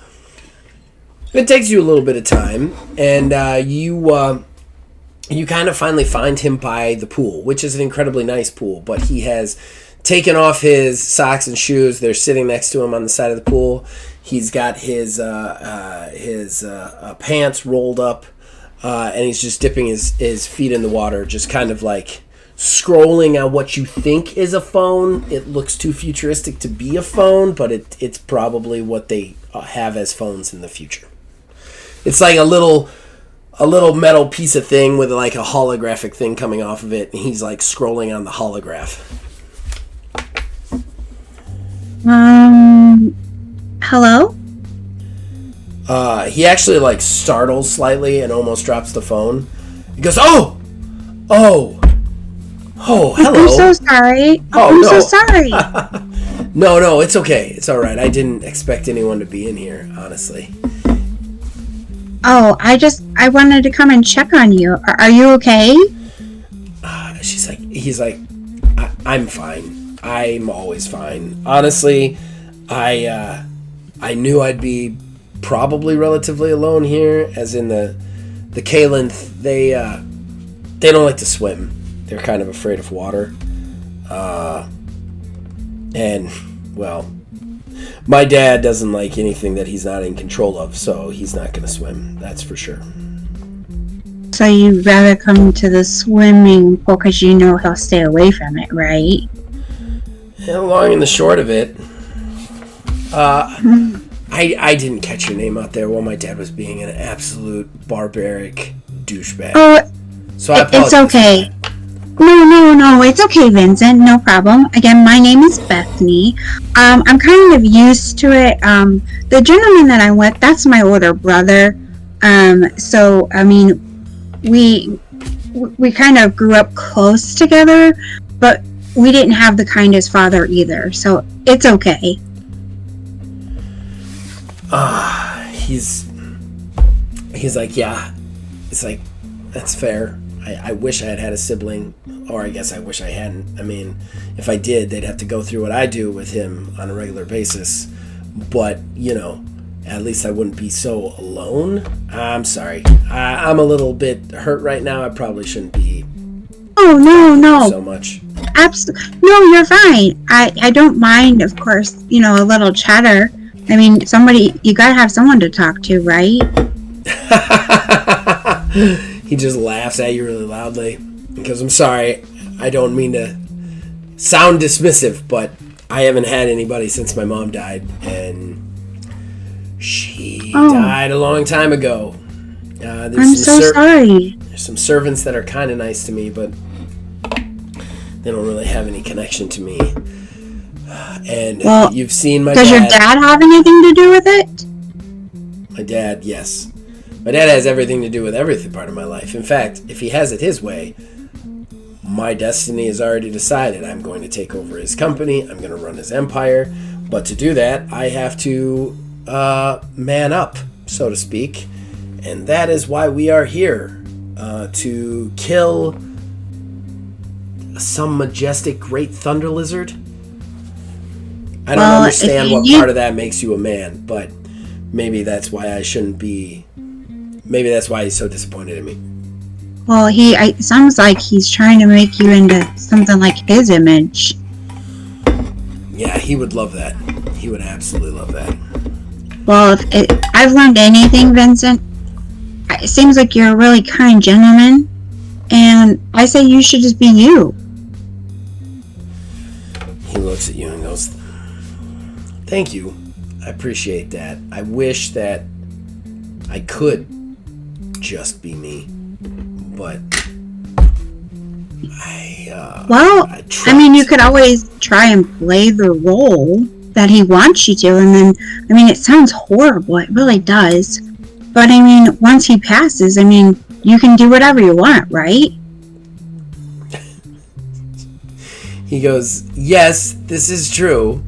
I know it's hard to believe. He is unbearable in a lot of ways, but he is still my father, so I would much rather him, I don't know, see me for who I am, maybe turn himself around a little bit, not be such a terrible person, I don't know, validate my existence in any way, shape, or form before he dies, but this is true. When he dies, the company will be mine, and then that'll be my own cage there."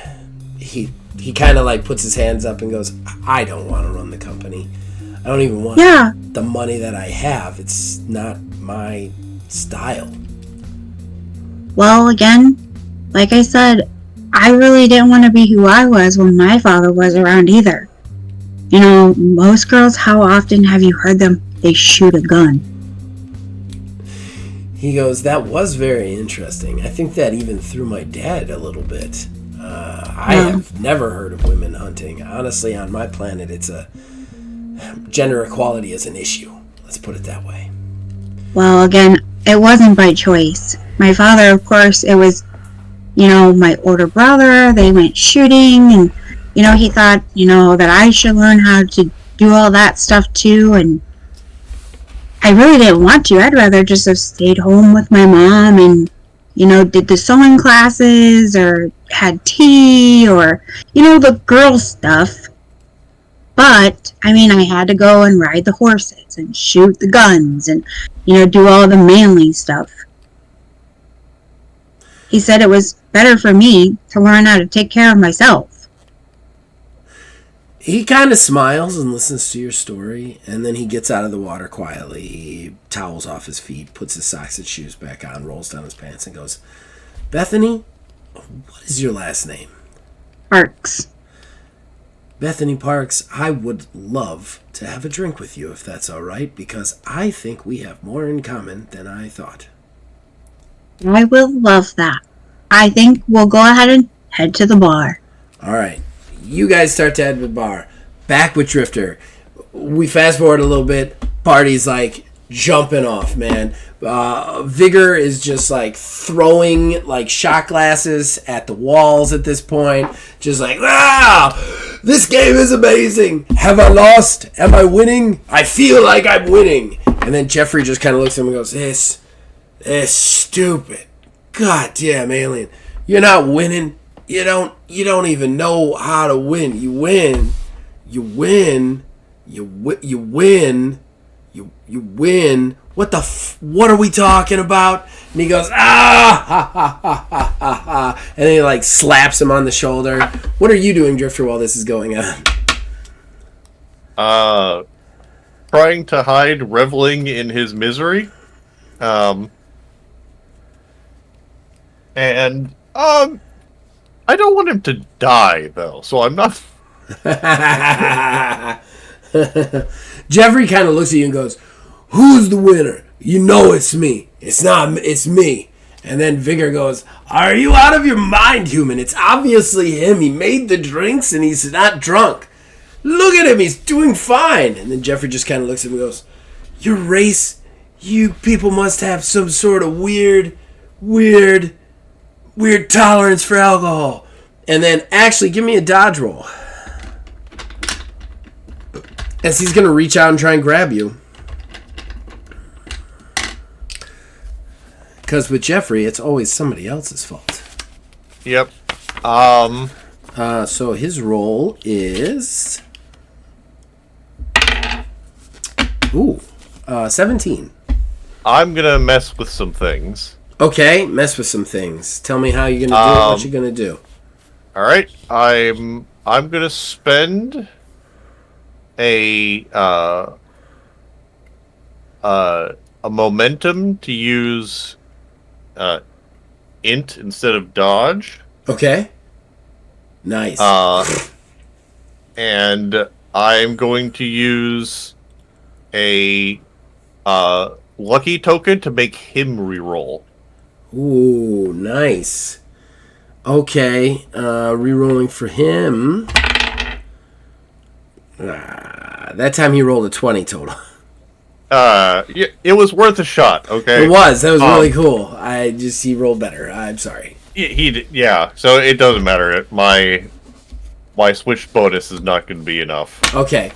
All right, so he grabs at you. You kind of try and, like, jerk out of it, but he's just got an iron grip, probably from years of fighting and scrapping and whatnot, and he just, you ain't going nowhere. I know you're cheating. But before he brings up his fist, before he can do anything, at this point, Subsecta is just behind him, grabs his arm, folds it back at the wrist, putting her other arm around his head and neck, and just turning into a giant hip toss. He flips through the air and crashes through a table. Oh, God. Get the name of that truck. Get the name of that truck. And then he just passes out. You see just go ahead. I was like, I'm going to try to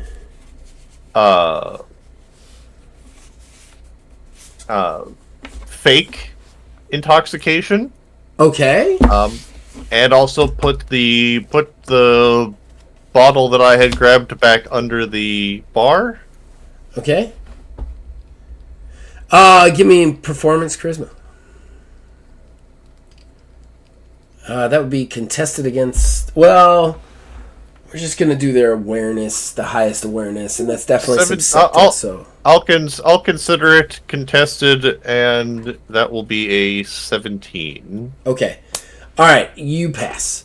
Just barely, but you pass. And Subsecta's like, damn, rich people getting drunk. And turns to Vigor. The Vigor just raises his face like, ha ha! No thank you, human. I will happily stumble to my own chambers. And then he just gets up and starts to walk back and forth past her. And then she turns at you. You're right. It is like your game. It's very risky, but fun. She looks at you and goes, get out from behind the bar. Yes.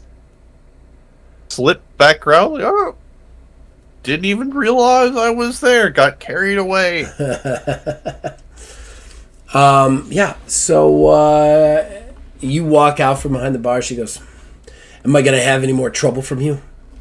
Her eyes just like, veet, veet, veet, veet. Yeah, I think everything's been managed here. She turns to a couple of the servants and goes, and then just like throws a thumb at Jeffrey in his table wreckage He goes, get that scum back up to his room and put him to bed. They're like, yes, ma'am. And then they all like kind of lift up Jeffrey and kind of cart him off. So what do you do next, Drifter? I'm gonna walk towards where Bethany went because it's been a minute. Okay, so actually, as you start to walk towards where Bethany comes, Subsecta just kind of like fades into the blackness again, as if she is the spirit of the hotel itself. And Bethany, you and Vincent kind of start walking out. You're not exactly sure what's going on, but only the Drifter's here now, and there's a broken table that some servants are cleaning up.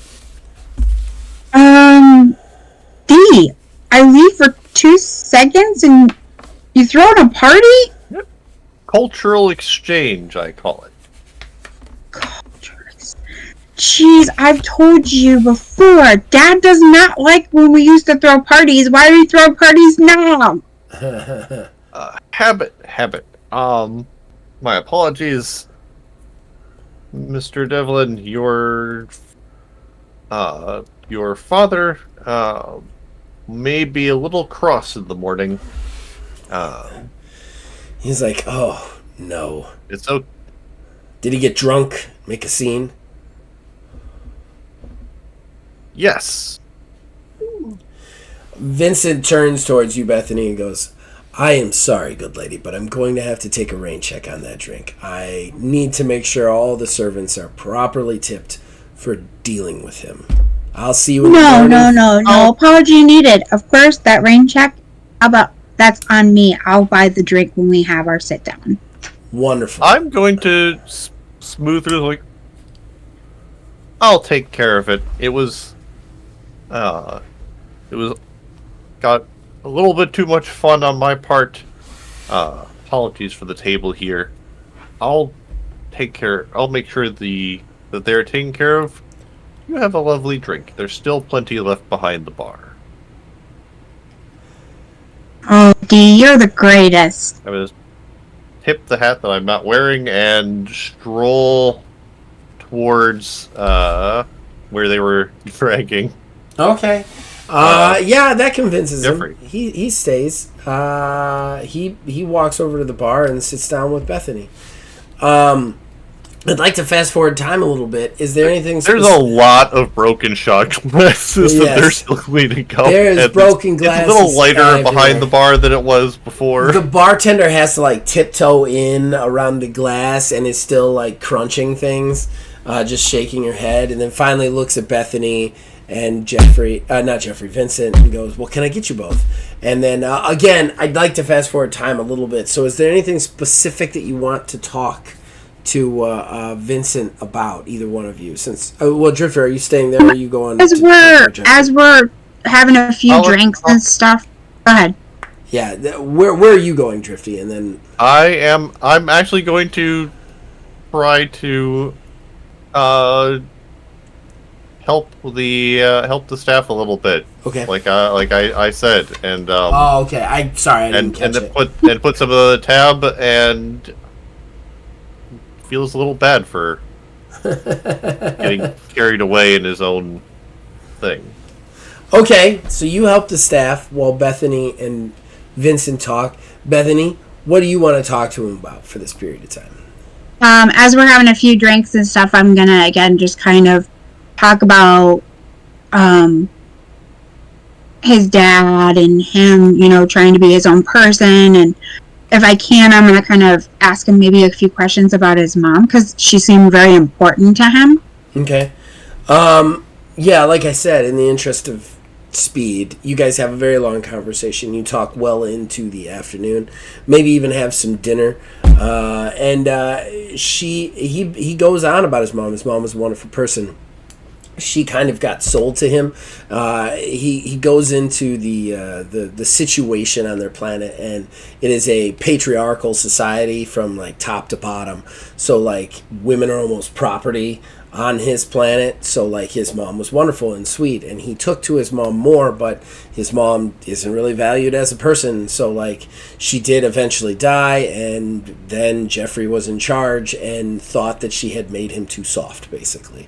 And that's the dynamic of their relationship. Gotcha. And so, closing the end of the evening, before I head to a room or whatever, to join back up with Drifter. Okay. I'm going to, of course, ask Vincent, because, of course, we have come, to know each other. If it would be appropriate for us to just make mutual, as the time that we're here for that little bit, to just kind of spend a little bit of time with him, just to hang out so he has someone to talk to. But make it to where somehow we can maybe make it to where it's not going to upset his father. Because I don't want him to think that we're trying to get together or anything like that. But again, I don't want to upset his dad because he's having someone to talk to. Bethany's trying to get some time strange here. No, you're totally fine with that. And you're telling Drifter that you want to do that? I'll tell Drifter once we get back to the room. Okay. That I'm trying to be Bethany, because again, he would understand how she likes to be that listener. She loves to have that connection with people and hear their stories and kind of be there as friend. Correct. For Drifter, she is busy with Vincent for a very long time. What are you doing for that 4 or 5 hour period? Specifically. I mean, it shouldn't take too long to get him sorted. And... Yeah, after cleaning up and stuff, you're gonna have plenty of time to investigate things or talk to people or anything like that. And like I said, I'm just trying to move the time a little bit further ahead, so I just want to kind of get an idea. He's going to take a look at the room and then see if there's any other and kind of get a map of what the this place is. Okay. The layout, and just kind of explore it a little bit. Just a little bit. Okay. All right. Are you looking for anything specifically? Basically where things are. Okay. All right. If there's a yeah, I think I'm just gonna stick with that. Okay. All right. Give me a navigation intelligence check. Let's say difficulty 10. Nope. Okay. All right. So it's a hotel, but memorizing the place is a little bit difficult for you. You definitely get kind of a feel for the lay of the land, but it's not necessarily you wouldn't know I'm gonna go exactly to this place that I need to go to. You know what I mean? Yep. I didn't want to push my luck, and it's for the best. However, you do happen upon Zazelworth's office. The door is cracked, and he's going over some stuff inside. He's like, "Seriously, Subsector, you body slammed him through a table. Are you out of your mind? These people pay our bills." She goes, "No, you pay my bill. You pay my bill to make sure people like that don't get us all killed, since we're on a hostile planet that we're not supposed to be on. Billions of years in the past that we're not supposed to be messing with." Zazelworth was like, Subsector.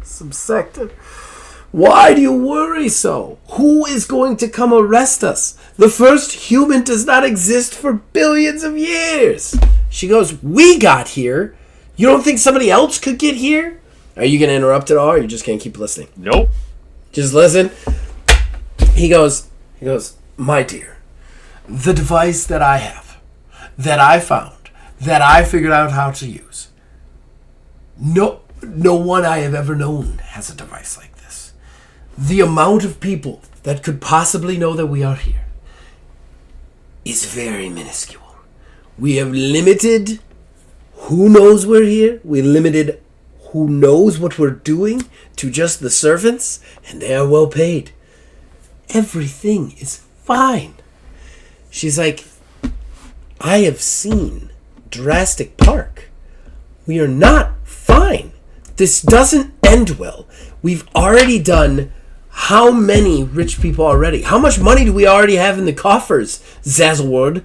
How much do we need? He's like, how much do we need? It's money, my dear woman. All of it. She goes, we have plenty. We don't need any more. We're pushing our luck here. This was a limited time engagement. He's like, all right, subsector, as much as I would love to continue this conversation, I don't want to. And you're giving me a headache, and it's really harshing my buzz. So I am going to go take a wonderful bath in the splendid, secure area that we have created specifically for the task that we're doing that nobody knows about, making tons of money that nobody knows about. Now, you do what you do best, which is, stand in corners and scarily look at people with that frightening eye. And then you hear him kind of walk off, and then you start to hear footsteps come towards the door. Oh yeah. Once I hear him move, I'm zipping away. Okay. All right.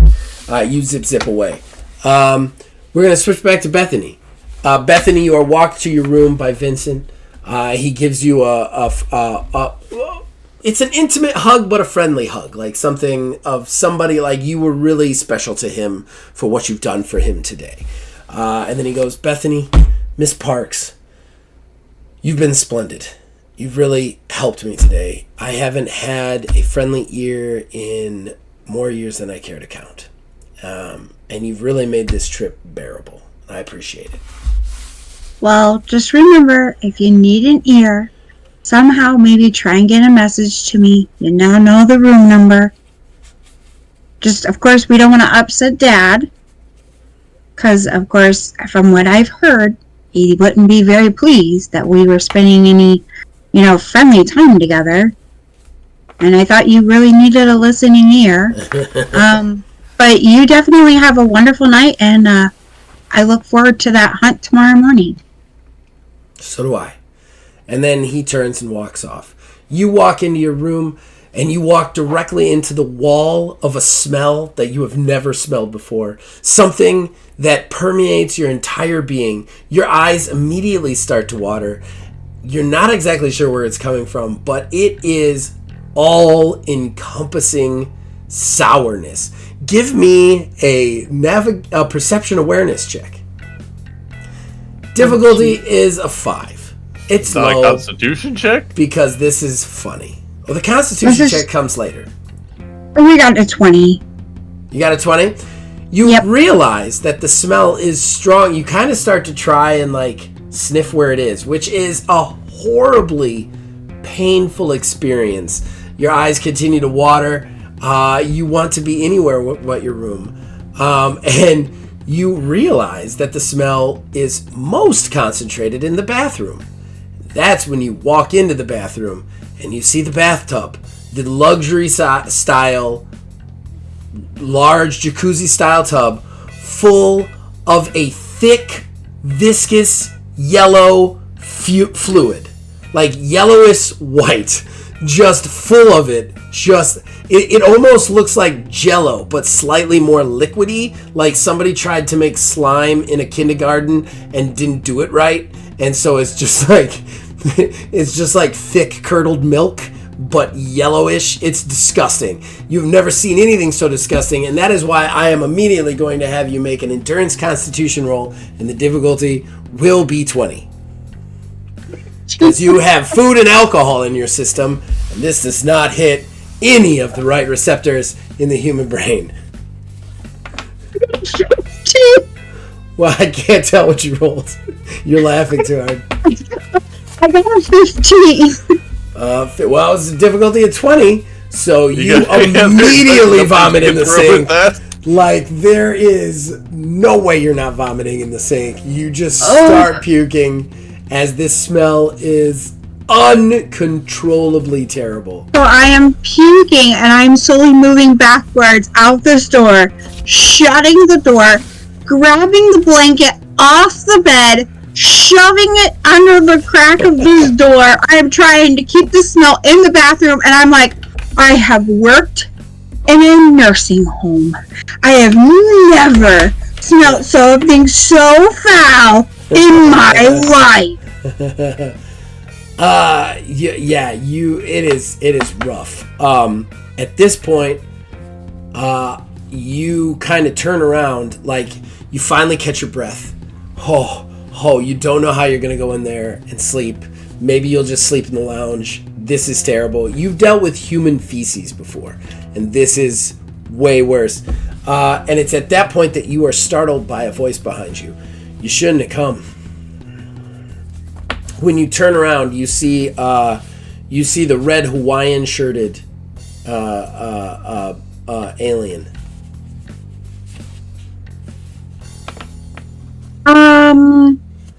This time, however, he is wearing a fisherman's cap.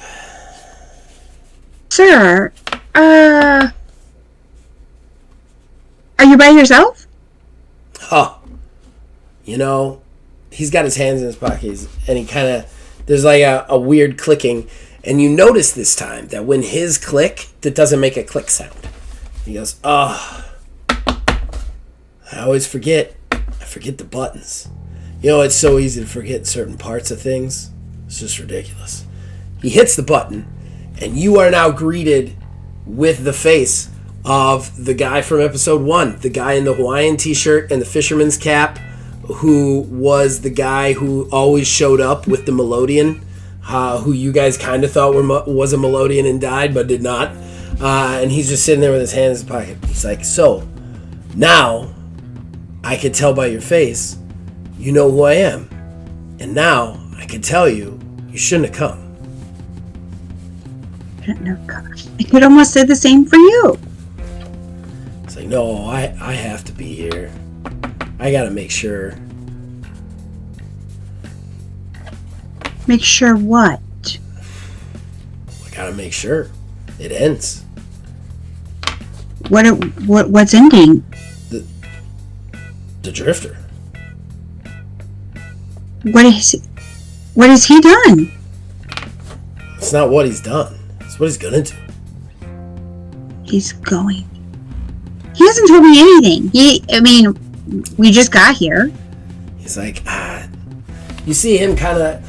What's weird is when you're talking to him, you get this vibe of like almost like a college stoner, like, and it's off-putting to you because you're like, usually college stoners are harmless, but there is something seriously malevolent behind this dude's eyes, and you just can't quite put your finger on it. And there's just something about him that like it just makes you feel unnerved. And he just kind of looks at you and goes, "Oh man, bro, I always forget. It's not yet. It's what he'll do. Stuff's out of place, so he doesn't even know yet. But he does it, and I gotta stop it. And that's just the way it is. And unfortunately, you already stepped through that door, so you're here. So you gotta be part of it. So, can I ask you how many drinks you've had tonight?" He looks at you and he smiles and he's like, "I haven't had any drinks, honestly." Are you sure? Because people usually talk nonsense when they've had too many. He just kind of grins at you and goes, "You tell him I'll be waiting at the restaurant tonight, midnight. Let's have a conversation. Tell him to come along." Come along. Sure. Yep. I'll relay the message. Not a problem. And then he just kind of like nods at you and then turns, hands in the pockets, and very slowly mosey off down the corridor. Oh, now I gotta figure out how to get the doctor to the restaurant, get rid of this awful smell. And I thought it was so hard working at the nursing home.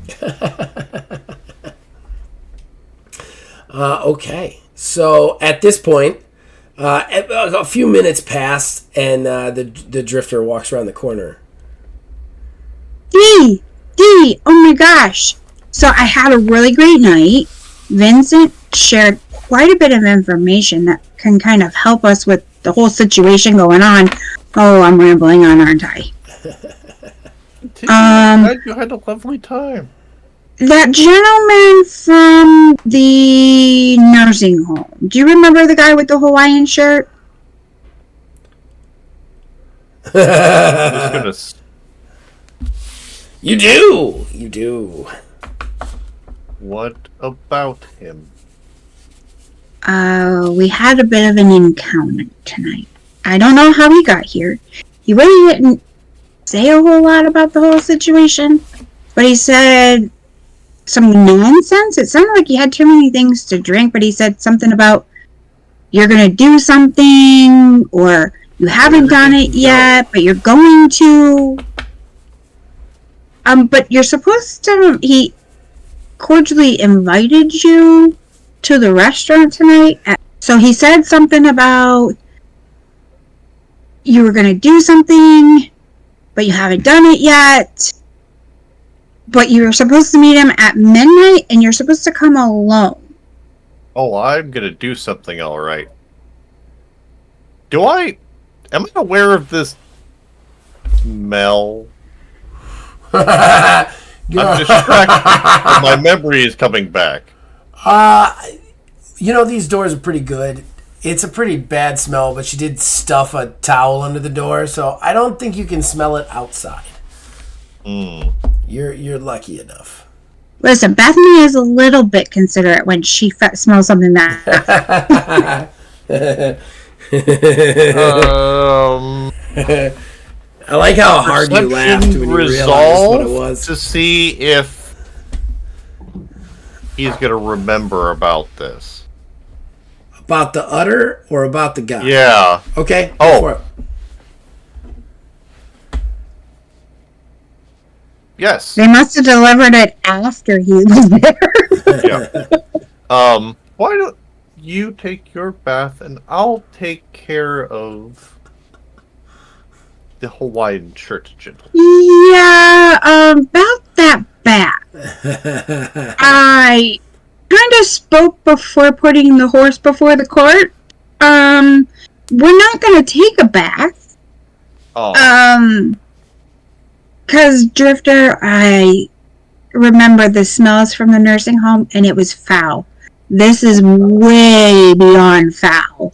I hope there's windows in that room or something to open up, because if not, we're sleeping in the hall. You're kind of at a loss for words. He was not expecting that, and it took him out of his derailed his train. Yeah, derailed his. So you're telling me, sir, you didn't smell a foul smell before when you came to the room? No. Now that you've mentioned it, sorry, I was thinking a little bit too aggressively. You should do something about that man. Which man? Whatever it is. The one with the Hawaiian shirt. I think he might have also been the younger of our Kilang compatriots. Are you talking about your band? No. Our vigorous friend. I thought you were talking about your rock days from when you did shows and stuff. You had me confused for a moment. No, sorry about that. Well, I'm gonna have to maybe open this door and hope that there's windows. But once I open this door, you better hold your breath.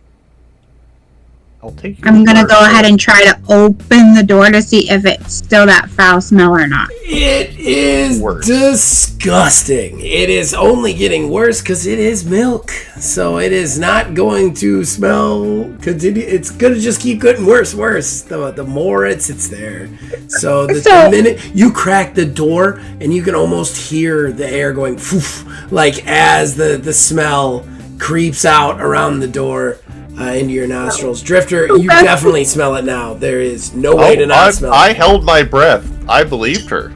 So question is with Bethany, is she still wearing her scrub? Yeah, I don't think you ever changed, honestly. Okay, so... We did change. In the past. No, you're wearing the same thing we were wearing in the past. Yeah, you're wearing, past outfit. Grab into one of her pockets, because, of course, she would normally have, like, what is it called? You wouldn't be wearing your scrubs. You would be in the past outfit, the archaeological. Oh, that's right. Might have a cloth. I could, yeah. So I'm gonna take it and I'm gonna kind of like cuff it over my nose to where I can still. I'm gonna breathe through my mouth instead of my nose. Okay. All right.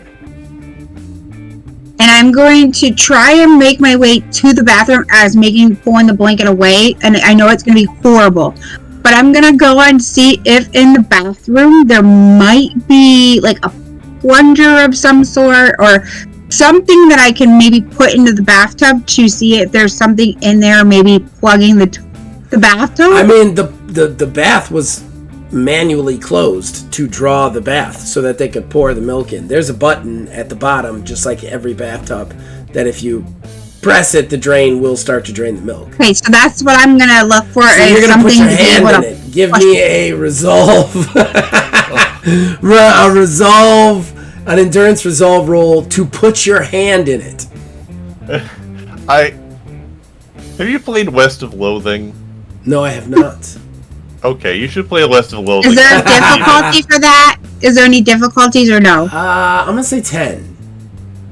Okay, I have a 16, 19, 21. Okay, so you steel yourself against the wall of stench that is assaulting your full body, and steel yourself against the mental thought that you're about to put pieces of your body into this and reach into the goo, which is just as consistent as I have already described, like putting your hand through badly made kindergarten slime, like paper mache, like it is terrible. You reach down to the bottom, you pop the plunger, and sure enough, slowly but steadily, the udder milk begins to very slowly crawl its way down the drain. I'm going to hurry up, pull my hand back out of it and go, ooh, and almost like throw up, but I'm going to try and hold it in. And I'm going to hold that over my face, and then back myself again out of the bathroom, put the blanket over it, and as I do that, I'm going to look around the room to see if there's any windows or maybe like a balcony or something to open a door of some sort. The building is climate controlled, so there is no open windows whatsoever. They don't want balconies in a time when there's pterodactyls, so like there's no way to get outside or get air in. Is there a button in the room, because again, this being futuristic, to do like a purifier to maybe like clean out the air that's in the room? Give me a computer's intelligence check. I love that an entire portion of this episode is just devoted to dealing with this milk at this point. Is there any difficulties? We're wasting so much time, but I can't stop this wonderful battle against milk. The difficulty would be, I'd say 10, because it's futuristic. Okay, we got a 15. Okay. You'll manage to figure out how to get the more complicated than it needs to be smart room operations to start, like, basically purifying the air. The stench is way better than the air purifiers, though, in this room. It easily defeats them and will be in this room for some time. Or at least so you think, when you realize that, no, that's your arm, because you put your arm in it, and it now smells like that. Also, when the milk gets pulled out of the milk, it starts to dry into like almost like paper like flakes that like you realize like you do peel it off, and surprisingly when you kind of like peel it for a second, it does exfoliate your skin pretty well. Upside, that arm's pretty exfoliated. Well, that's good. That's good. So Bethany is then going to kind of hope that smell and the milk will go at a nice pace. Even though my arm is now exfoliated, she's still going to want to go into the bathroom at some point and wash her arm under the sink, because I don't think she's going to want to submerge herself in the bathtub just yet. No, definitely not. There is a shower. There's a standing shower separate from the bathtub. This is a luxury hotel. We're going to wait till the milk is down and out of there, because again, it's going to smell pretty foul still in there, but once it's kind of gone, I'm sure she can maybe turn on like the bathroom fan of some sort to kind of help with the smell and then take a shower. Drifter, outside the door, you basically hear her like just like almost vomiting like 6 times, having an epic struggle with the milk. What do you do during this period of time? Because right now I haven't actually been like left. This is all happening in there. I was covering my mouth. I was going to. If you want to sneak away to face the Bohemian. Oh, I'm going to, but I'm going to do something else first. All right. Because it would be very easy while Bethany epically struggles against the milk. Like those hotel ice buckets, but like a fancy space sealed one. Yeah, sure. Why not? You push a button and it fills itself up. Well, I'm going to grab it while holding my breath, get some of the milk into it, close it, and then bring it with me to the face the guy with the Hawaiian shirt. You have weaponized the uttermilk now. This is hysterical to me. Okay, so you managed to do that before it all drains, and then head off down the hotel room. Bethany, I'm assuming you're staying in the room to continue to battle the milk issues? I am. Okay. I am. Yep. I would otherwise actually try to go without her noticing that I've left. I think that, just so you guys know, I'm going to do one more scene, and then I think we're going to call it, and I think this is going to end up being a 2-parter, because we are deep in the shit on this one, and I don't think I'm going to be able to get this done, because I don't want our podcast to be longer than 2 hours. I think we're right at 2 hours right now. So, so you head off down to the restaurant. Sure enough, sitting there alone in the restaurant, the door is just kind of like haphazardly open. There's no servants there. He's just sitting at the table, hands in his pockets, kind of like his head is thrown back like he's sleeping, just like lazily relaxing there. And just so you know, this restaurant is kind of like an offshoot from the lounge, and it has like glass encasing around it, like almost cordoning it off from the lounge. Does that make sense? Yep. Okay. He hasn't even noticed you. He's just kind of like. I'm going to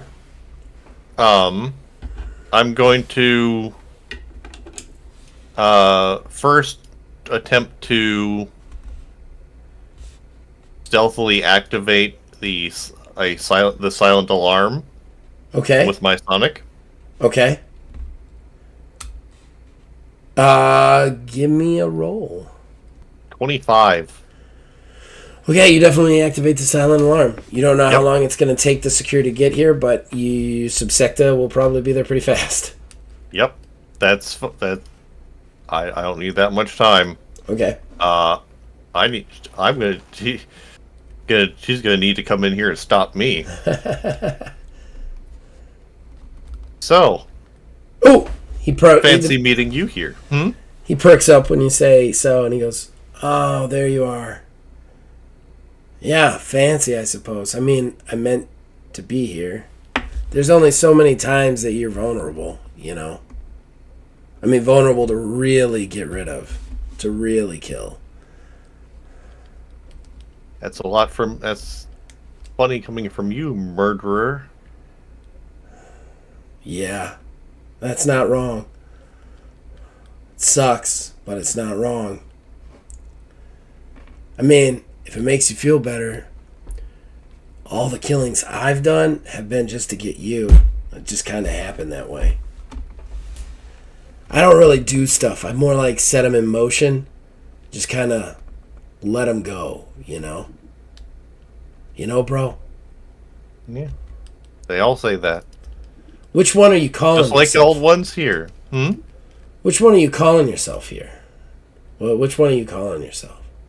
I don't think you even deserve to know. But, hey, if it makes you feel better, I brought you a gift. And I'm going to toss the ice bucket to him. Open. Okay. The he moves when that happens. Give me a attack roll. Force and melee. So lucky that I am out of momentum. That is going to be 12. Okay. I'm out. Okay, you hit him. You hurl the milk through the air. It slams on the table and like flips forward towards him. The milk just like gushes out. Already some of it had like filmed too, so some of the film like washes over. He's like, "Oh, rank, bro!" And then he falls backwards out of his chair. He's not nearly as bothered about it as you guys were, but he steps back and he goes, "This is my favorite shirt. What are you doing?" At that point, Subsecta appears behind you, guns in hand. She's like, "I don't know what you two are doing in here, but you're coming with me, and you're coming right now." And you see the guy kind of crack his neck, and he's like, "No, that's not happening, bro. He's not coming with you, and neither am I." And she's like, "What do you mean by that?" And he goes, "What do I mean by that? Like I said, I keep telling people.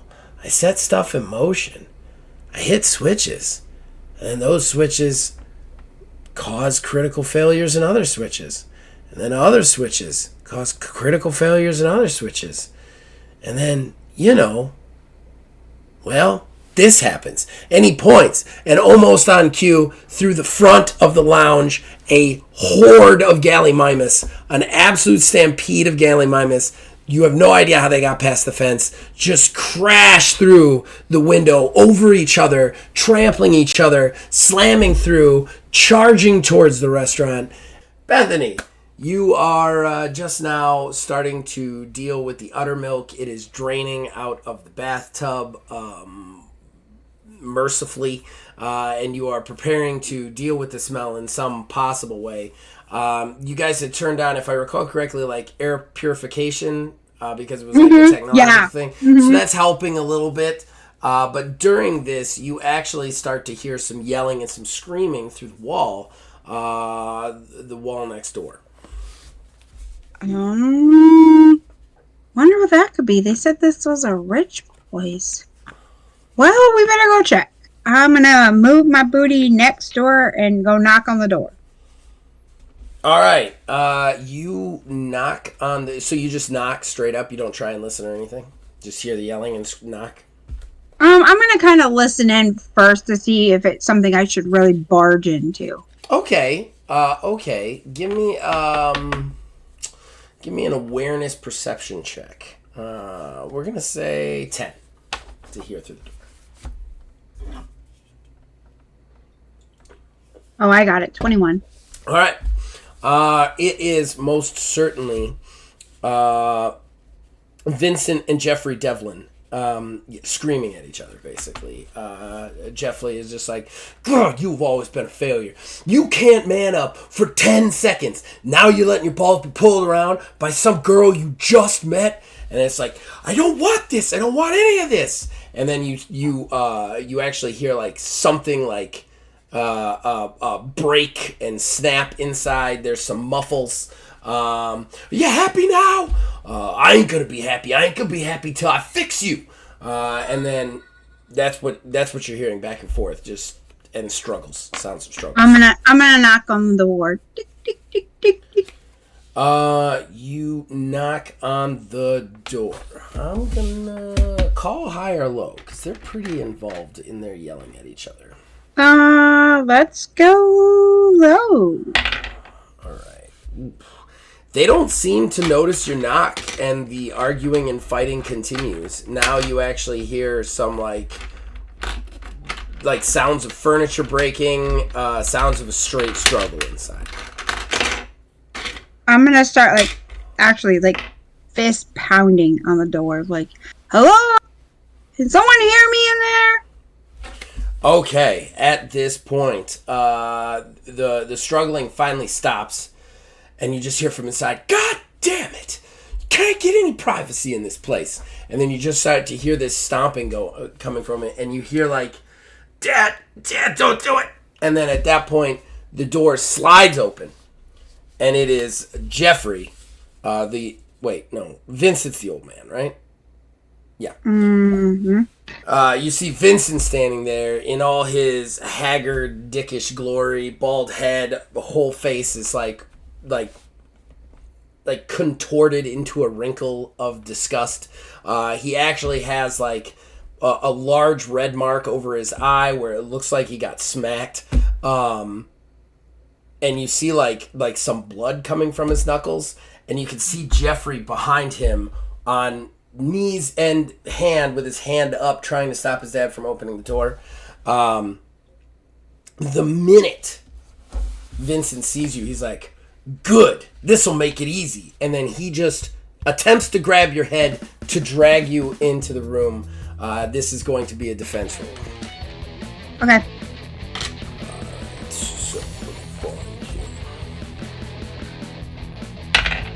Oh, very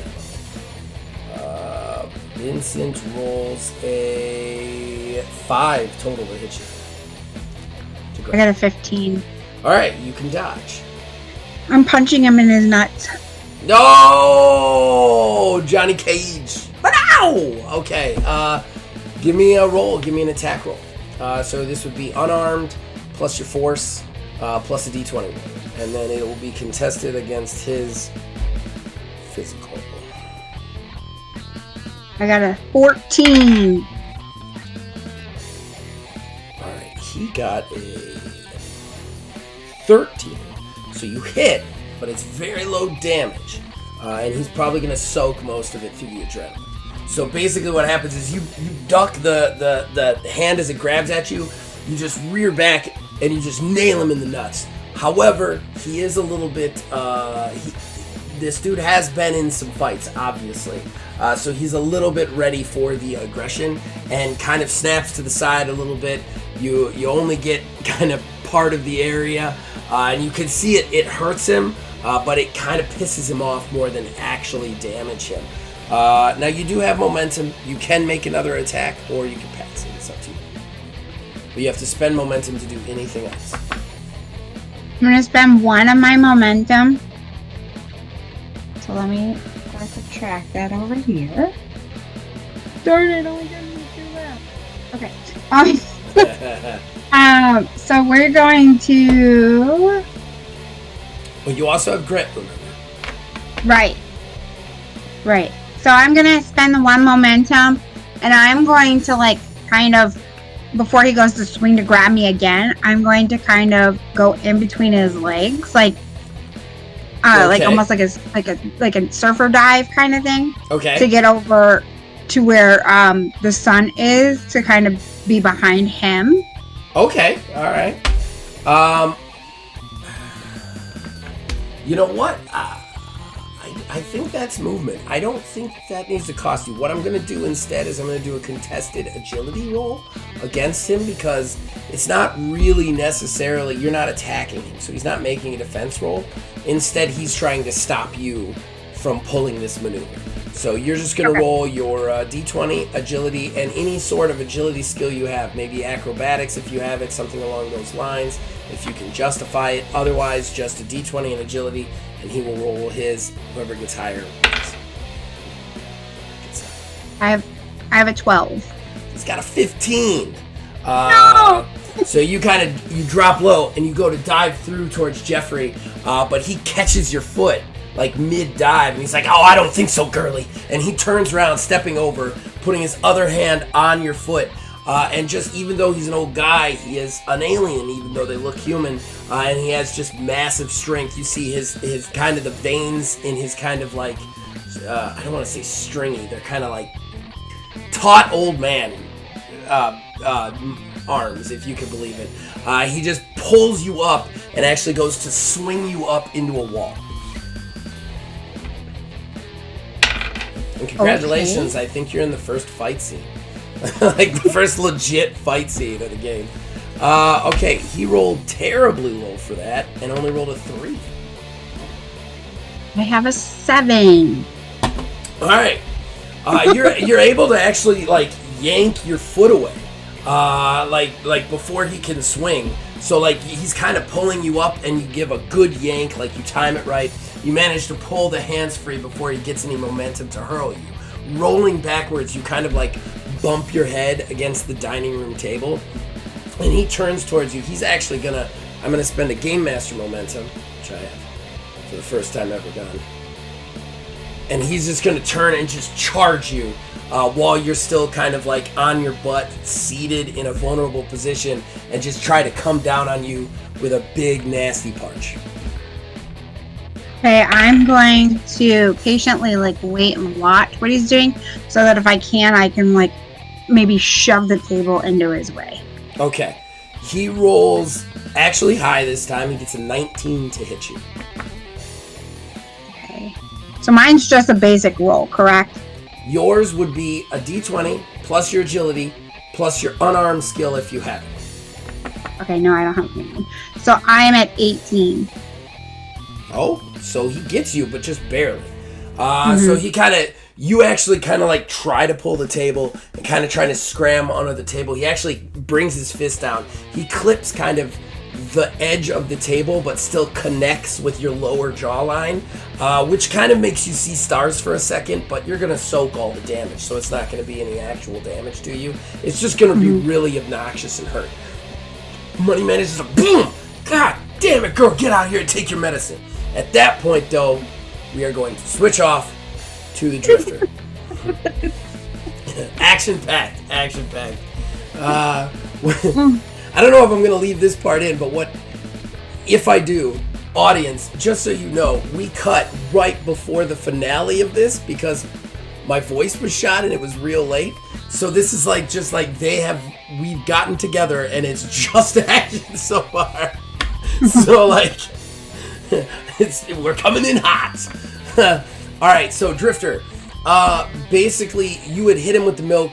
The Gallimimus had swarmed in, and just as you're about to kind of like move forward on the Bohemian,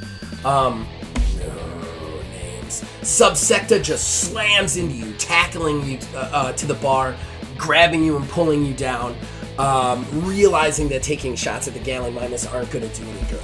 As the Gallimimus crash through the glass and shatter, you're able, actually, you understand, you have to stay down as these things, like, there's tons of them, and they're just, like, climbing over each other. They crash over the bar. One of them actually slams onto the bar next to you and almost kicks you coming down. You feel a foot kind of slap at your face at one point, and just, like, you realize you're inches from being stampeded to death by these things. Whereas, you do look up at the Bohemian in his fisherman cap, and he just stands up and seems to move as if just walking. He's just moving in a way that moves through the Gallimimus swarm without getting hit or run. He never even looks. He kind of takes his hands out of his pockets. He's like, "Bro, this was my favorite hoodie, bro." It's like slowly unbuttons it. As he's unbuttoning it, he kind of ducks at one point, like naturally, and then a Gallimimus leaps over his head, and then he kind of stands up and kind of spins back to his right. Another 3 Gallimimus miss, and somehow he's just able to dance through the swarm. However, he finishes taking off the Hawaiian t-shirt now that it reeks of uttermilk, and he pulls the Hawaiian t-shirt off. You just see he's just average upper body dude, and he just takes off the Hawaiian t-shirt, drops it on the floor. He's like, gonna have to get a new one of those, bro. Have fun dying. And then he just seems to walk through the Gallimimus storm, across it, as if a Frogger Pro, as if there is no Gallimimus in the room, like almost like they're moving around him, and then through a hallway and vanishes from sight, while Subsecta holds you down as the Gallimimus swarm around you, glass shattering, raining down upon you, Gallimimus slamming into walls, screeching, just all over the place. Yeah. Do you do anything, Jerk, on that?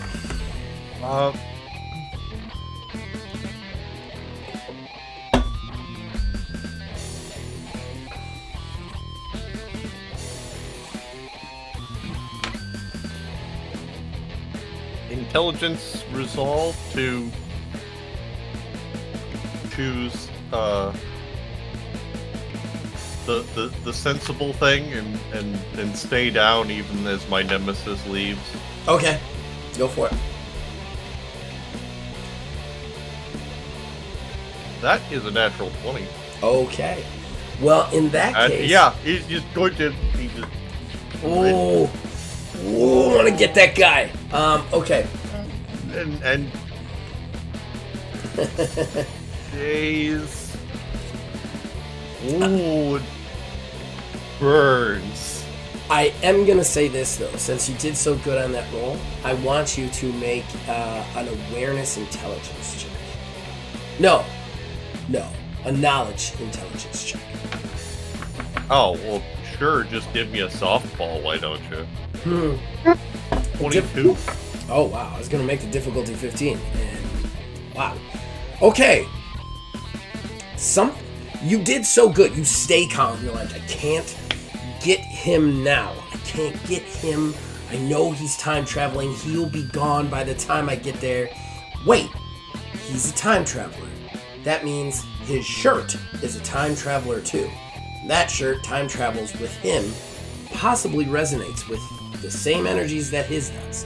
So you see the shirt and you realize that your Uttermilk Gambit may have given you a way to track the Bohemian in the future.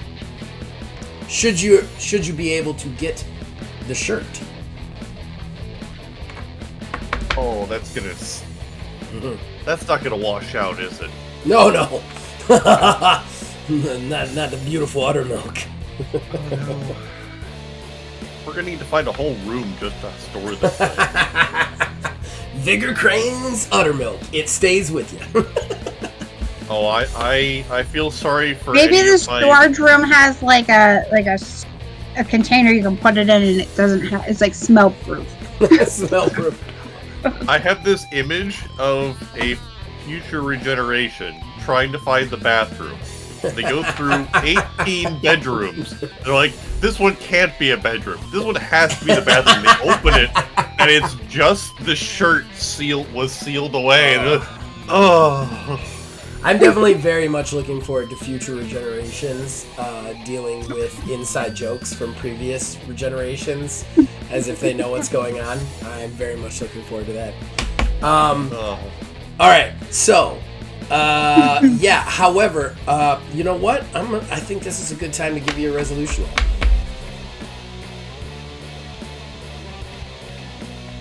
Now, in this particular case, I think we know everything that's happening here, right?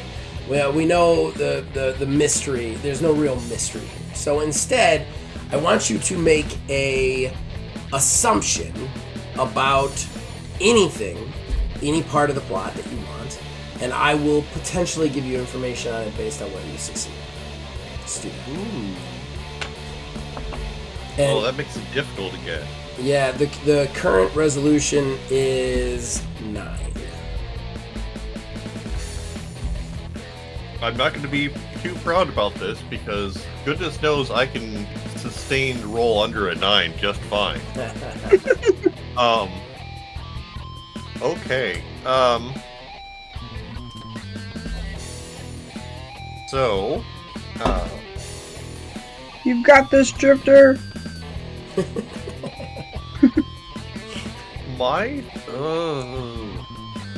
Bethany's No, busy I don't fighting think an old I don't man think upstairs. that's a good one. So my thought is that the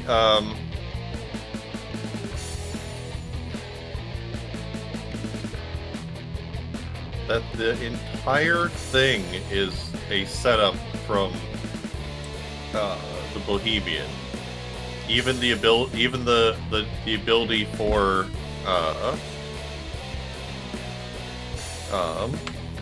Zazelworth to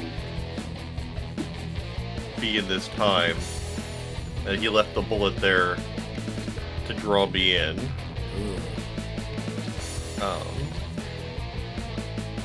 But I think we're still going to have to leave the bullet here for the stable time loop. Gotta stabilize them loops. Alright, give me a roll. And, don't want to look at it. Oh, that's a 19. Okay, you put it together, definitely. You're pretty sure that somehow Bohemian set it up to get you here. He set it up to get you here from the start. You're not exactly sure about the time vortex manipulator that Zazelworth has, but you are sure that he knew about this point and that the bullet was definitely him. All close. Yeah. Okay. At that point, the stampede starts to kind of like ease up a little bit, and you see one of the Gallimimus stops. Like now that the stampede, like there's still like the occasional one will run through. There's still like 4 or 5 of them now, like picking at the bar, behind the bar. Another 2 have found a popcorn tray that they're just like they've slapped over and broke, and they're eating popcorn. One of the Gallimimus though is all into that uddermilk and walks right over to the shirt. What you gonna do?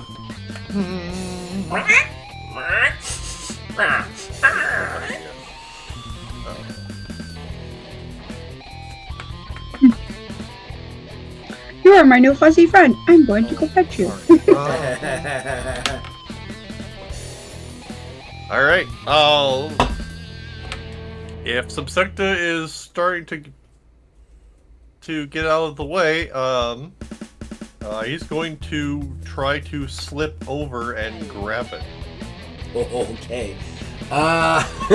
You start to move over towards the I don't know, sure. It's not in the bar area. It's kind of in the main like lounge area. But it's easy to get through since the entire walls of the bar area was glass, and that is gone now. You just kind of crunch through the glass towards it. However, the crunching is not necessarily stealthy unless you're trying to be, which is going to be a high difficulty because it's well lit in here and glass is everywhere. But the Gallimimus kind of like is sitting there at it. So how are you approaching? Are you trying to be stealthy, or are you just kind of like going up to it? What are you trying to do? Yeah, it probably was trying to be stealthy. Not that stealth is his strong suit by any stretch of the imagination. All right, give me rogue and agility. You're gonna give me rogue? At least it's... Oh, I'm sorry. Stealth. Stealth and agility. But your difficulty, it is well lit, so it's 10. The Gallimimus is very aware of you, so you're looking at a 14. Listen, me and the Drifter noticed there was no petting zoo. We figured we'd create one. So a 6 is not going to cover that. You crunch on some glass, like 2 steps in, and the Gallimimus just like perks up and looks at you and starts to hiss, realizing that you're coming for its sweet, sweet uttermilk shirt, and it is not about to let it go. Now, what do you do now as it starts to eye you for a... It starts to eye you not in a good way.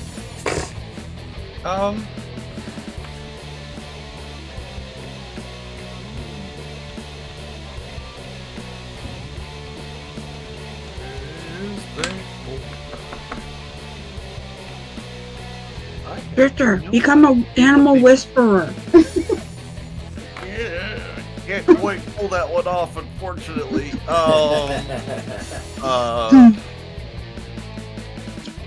Intelligence, knowledge. Was there anything that the Gallimimus might have consumed in their era? It's gonna make me Google Gallimimus, aren't you? All right, give me an intelligence knowledge roll. We're gonna say difficulty 10. 18. Any like hors d'oeuvre trays nearby? That hey, left out? You passed a resolve, so yeah, there's definitely an hors d'oeuvre tray left out that the other galleys haven't gotten to yet. Just like some deviled eggs and crudité. It stops and it kind of eyes the platform with a couple of sniffs. What are you gonna do with that tray?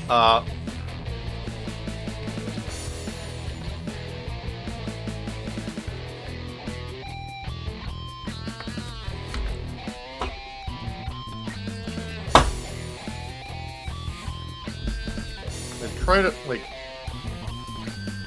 walk with it kind of outstretched at one side, trying to rotate around it.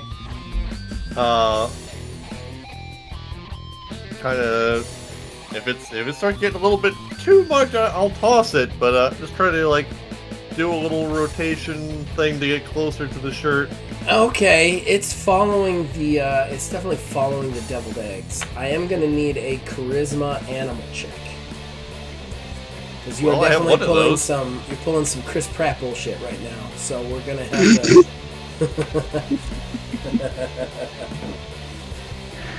I'm gonna burn that lucky token I got back. Okay.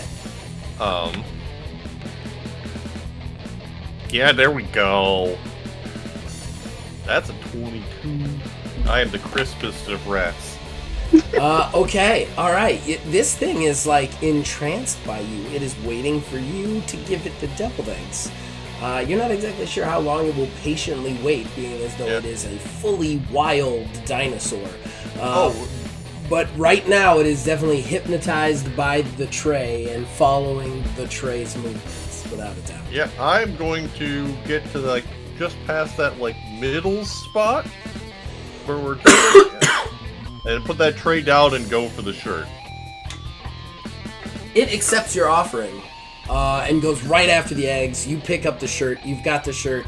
You walk right over to Subsecta, who's watching and just like watches you walk over and like looks at the Gallimimus and goes, "How did you do that?" I don't know. Turns out they like eggs.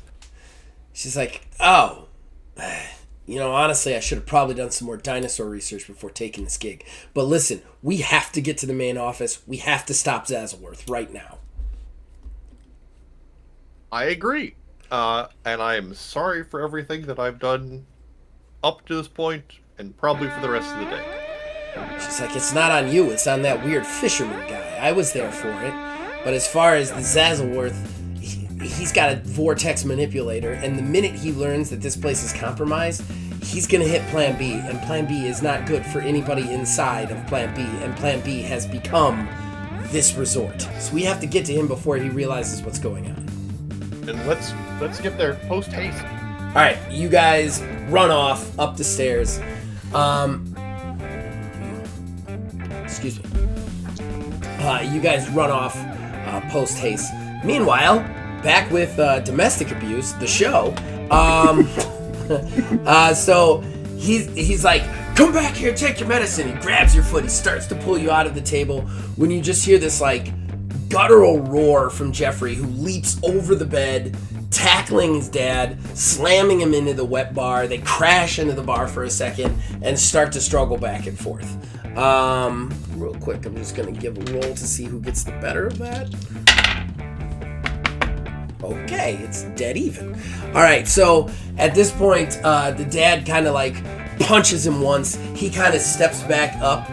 The dad gets up to go for another punch, but Jeffrey actually gets his hand up, blocks it, goes to punch. It ends up turning into kind of like a wild forearm because he kind of misses the punch but steps into the blow and hits his dad. The two end up locking up almost wrestler style and just start to like wrestle around. They slam into the wet bar, they slam into the table. It is now your action. What do you do? I'm kind of glancing around the room to see what is there maybe that I can use to maybe stop him, maybe help his son in some shape or way, or from to get him to where he stops hurting them. There are, if you're looking for blunt objects, there's no shortage of it in this room. It is a fancy room in a fancy resort, so there's all sorts of like can I roll Chip and Joanna Gaines bullshit. Right. There's Zach, can I roll alcohol things everywhere? Can I use my medical to know that I can maybe use an object to hit him with it, but I won't like seriously damage him? Yeah, sure. That's a great use of the roll. It'll be medical and intelligence though. Okay. And I'll say difficulty 10. Okay, so 15. Gain a momentum. Okay. I also think I owe you a momentum, Ryan, for at least one of those rolls in the lobby. I'm pretty sure some of those were initiated by you, so take one.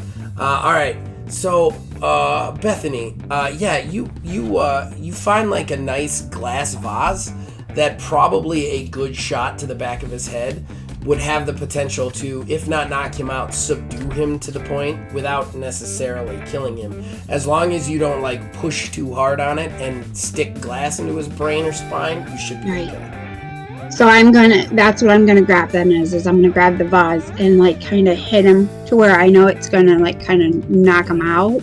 Okay. But not do damage. Give me this will be armed, so you'll need to use melee skill. It'll be melee and force. And a d20 roll. I have an 18. You mess him up. Alright, so I didn't mean to do that. Rolled a 4, so that's a 14 points of damage. He's going to soak 2 of that, bringing it down to 12 points of damage. So he may actually die. He does have to roll a death save. Here we go. Well, first you have to roll your injury save. Your injury. So roll a d20 for me. Tell me what you get. A 5. A 5. So let's go down to my quick reference chart. Find out what a 5 is. 5 is the head. So you were definitely striking for you had definitely hit what you were aiming at. So his maximum momentum is reduced by 2. If their maximum momentum is ever reduced to 0 without being healed, they take an additional 5 damage to vitality. That has not happened. So if you did 12 points of damage, you're 2 over the death save, so he needs to roll a 7 or better, and he has a +2. He rolls a 20. He is not dead, nor is he unconscious. Alright, so you step in and just boom, this face shatters over him. Actually, like Jeffrey drops, like not like just because glass goes all over him, like it is an epic blow, and both of the guys kind of separate and roll. Definitely cut on the back of Vincent's head, just bleeding down the back of his head. You didn't knock him out, though. You did some good damage. He's stunned. He kind of like crawls away a little bit. Jeffrey looks at you and goes, Bethany, what a shot! Miss Parks, I can't thank you enough. And I just couldn't sit by and watch him just continue to hurt you. He actually comes over and hugs you. Without asking, but he just does at this point. He just hugs you. You can see one of his eyes is kind of swelled shut. They were in a fist fight before you even got in the room. So he's just like, no. And then he steps back kind of in your face, holding your shoulders and goes, Miss Parks, you've saved my life, and I owe you. But before he can finish, you hear a click of a gun. You both turn over, and you see Jeffrey standing there with a large space revolver-looking thing in his hand, pointing it at you. He's got blood coming down his head. His left hand is holding the mark, and he goes, "You were always weak. You know what? I'm gonna put you down like I should have years ago, and then I'm just gonna go find another woman and make another kid." And it's at this point you guys hear this like thump noise, boom, boom, boom, and then he goes, "What is that?" And then he kind of turns just in time for the actual window behind him to get shattered in by the face of a Tyrannosaurus Rex. It just rolls in, the window shatters, glass goes everywhere, the huge mouth open wide, snaps shut on Jeffrey. He screams, drops the revolver, and is pulled into the morning dusk. Was it morning or was it still night? It was still night, wasn't it? It was starting to become morning. Was it starting to become morning? Okay, well, he's pulled into the morning light, and it's just like in a moment he's gone, and it's like he was never there, and just like Jeffrey stands there staring out this hole in the window, and he goes, and he just seems kind of in shock of the situation. Well, I hate to say it, but I mean, got what he deserved.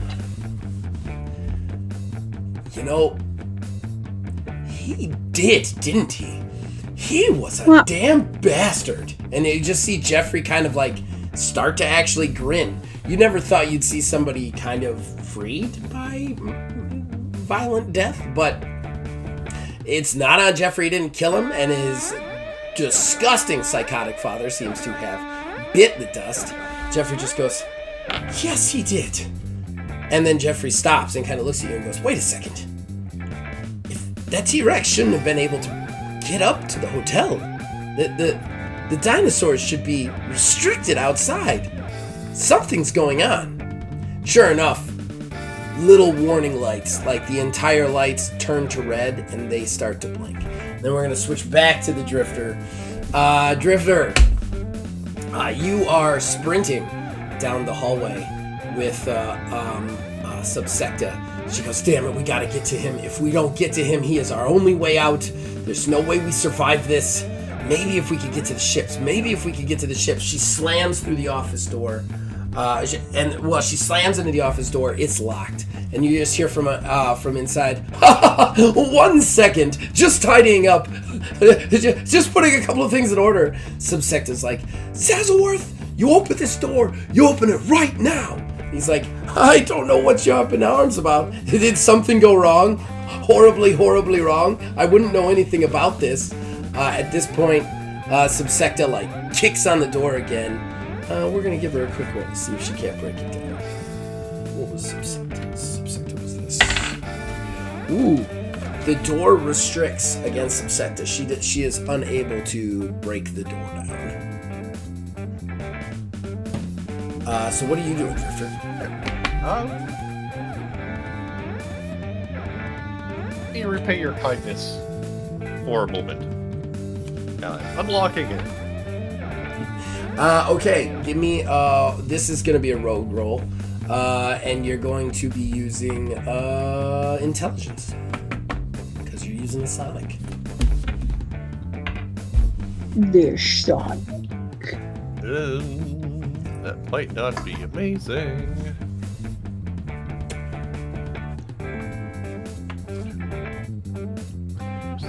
I mean, calculate your gadgetry as well. 18? Yeah. All right. You hit it with the Sonic, and the door pops open. And as soon as so many bonuses I needed for that. she looks at you, kind of surprised, almost like you're a magician, and then she just shakes it off and slams through the door. As she slams through the door, you guys see across the room, behind the desk, in his finest attire still, Zazelworth, even with the top hat, he's still got it on. He's slightly disheveled though, like the tie is a little bit low. His top button's unbuttoned. One of the shirt cuffs is out of his pants, and you see his hand is about to reach for a button on the desk. Subsecta's like, "Don't you do it!"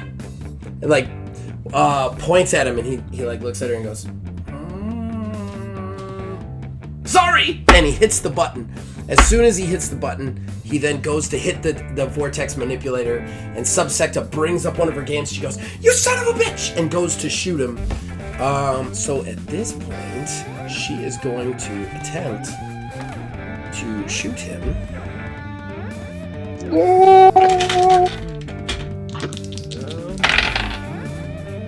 She does. Is it enough to kill him? We have, I was gonna say about initiative, but I think the Drifter would have been flat-footed by that. Probably was not used to someone like that quick on the trigger.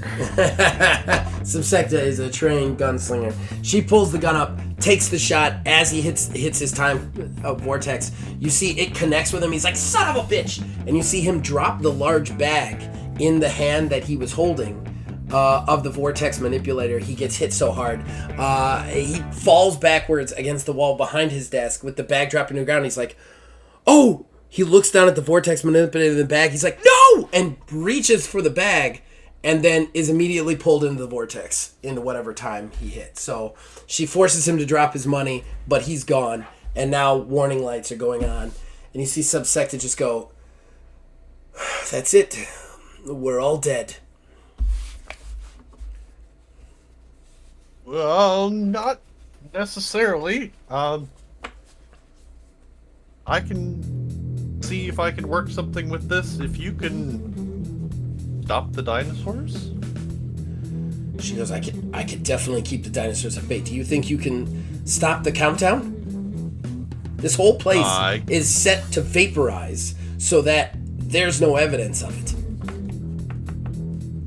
Sensible but inconvenient. I will use my most talent for this. All right. She's like, all right. I busted the door down, but I'll watch out. She steps around, pulls out the guns, points them at the door. You step over to the computer. I do want to make a shirt that says sensible but inconvenient. Definitely want to make a shirt that says that. But you step over. What are you going to do? Basically what it is it's a timer to vaporize. It's a self-destruct for the entire resort, built into the resort so that it doesn't fuck up the time-space continuum, that it's going to vaporize it and everything inside so that there will be no one to basically, obviously there won't be evidence of a resort that pops up in the future. Good. I'm gonna need this again for when we leave. Okay.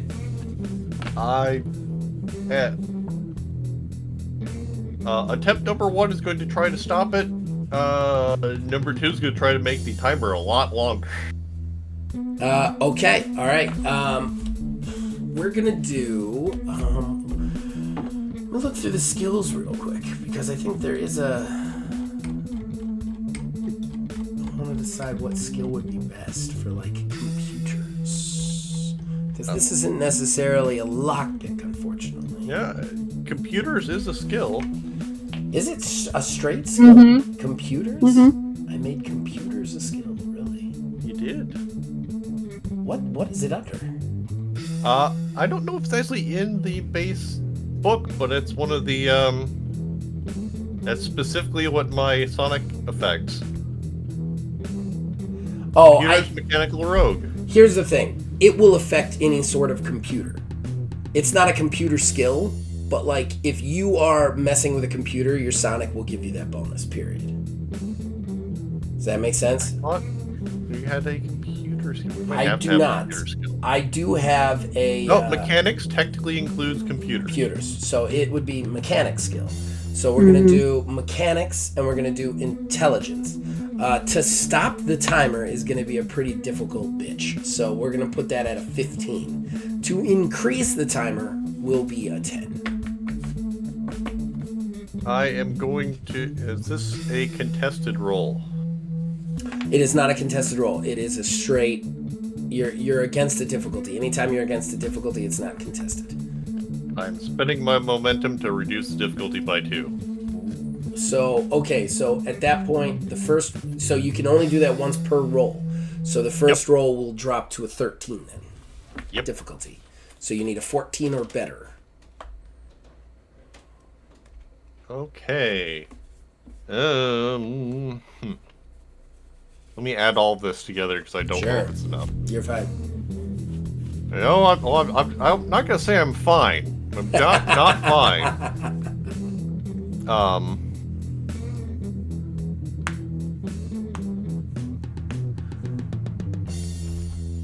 Oh, it's so close. That's a 12. 12. That's with everything added. Can you re-roll? Do you have a momentum to re-roll? That was my one, the one I had. You cannot stop the vaporization. This place is going to vaporize. Right now you have 5 minutes before it vaporizes. You can attempt to make that higher. I will add 2 minutes for every point above 10 you get. Okay, we're doing it.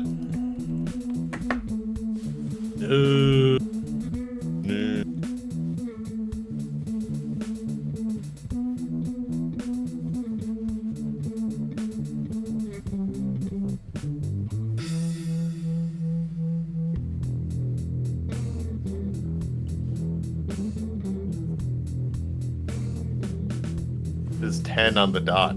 Oh, you got 5 minutes, man, or you guys are vaporized, and this is a really short show. Subsect is like, how's it going? Poorly. We need to leave. Oh no. Okay. All right.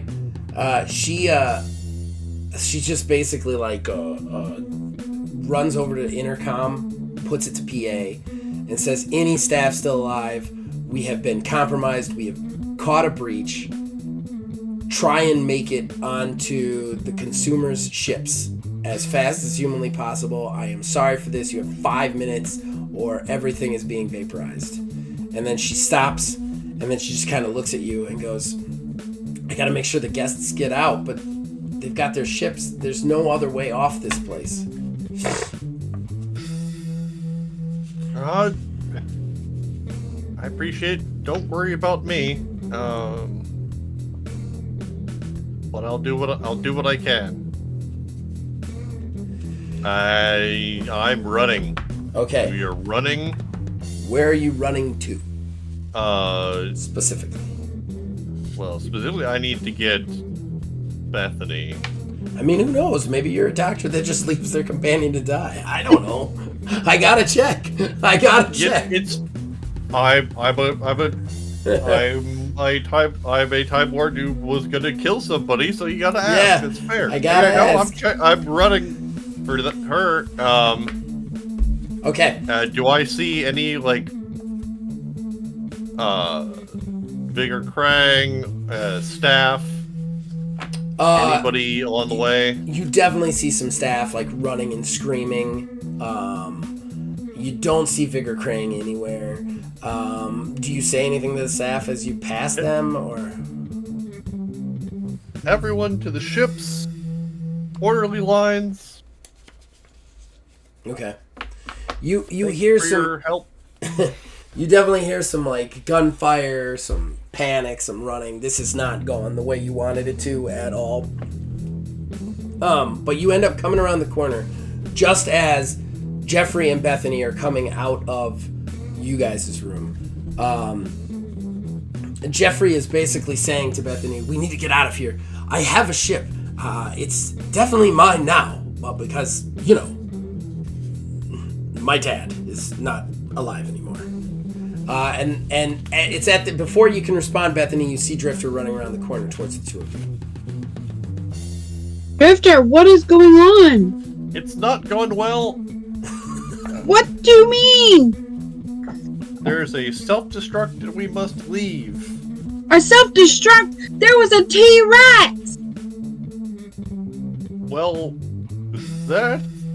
that's very interesting, but less critical than the self-destruct, unfortunately. Okay, Well- agility checks. Agility checks. Please let me roll higher than the last 4 rolls.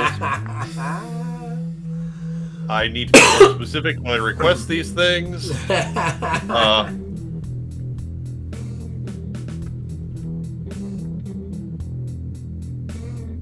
Is that, oh boy.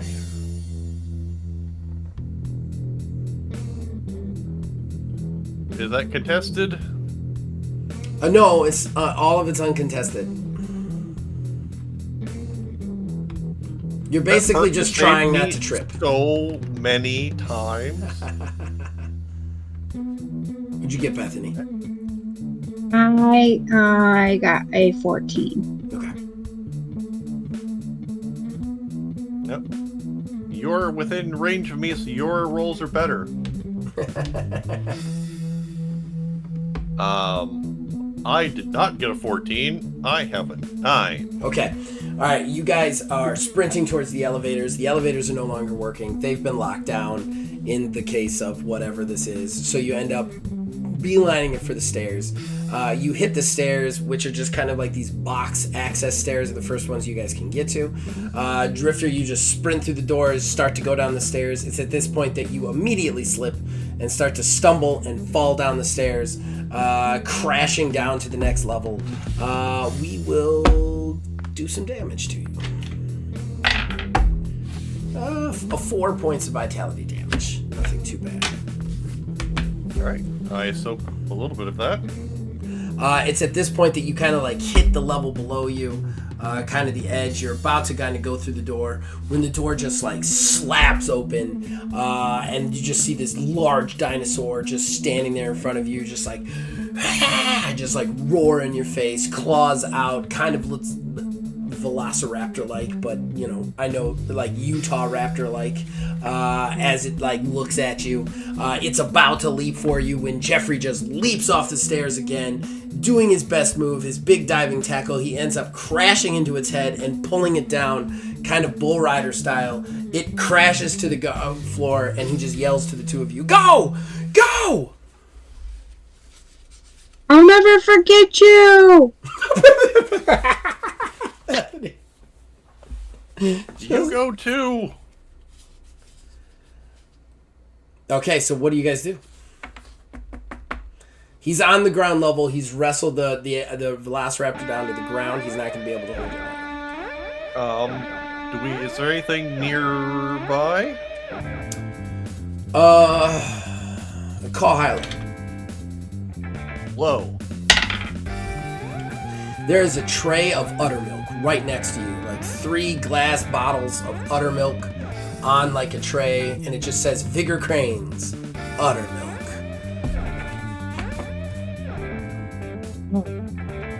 I'm sorry about this, and he's gonna fling one of them at the try to hit the Utah Raptor. Alright, give me a force roll. This would be melee if you got it. No, but I'm rolling better. That is going to be 18. Oh, that's much better. I love it. Yes, that's great. All attacks with Uttermilk are above 15. Like, I just want to point that out. Anytime anybody used Uttermilk to attack or survive, it was a 100%. Why do you think it sells so well?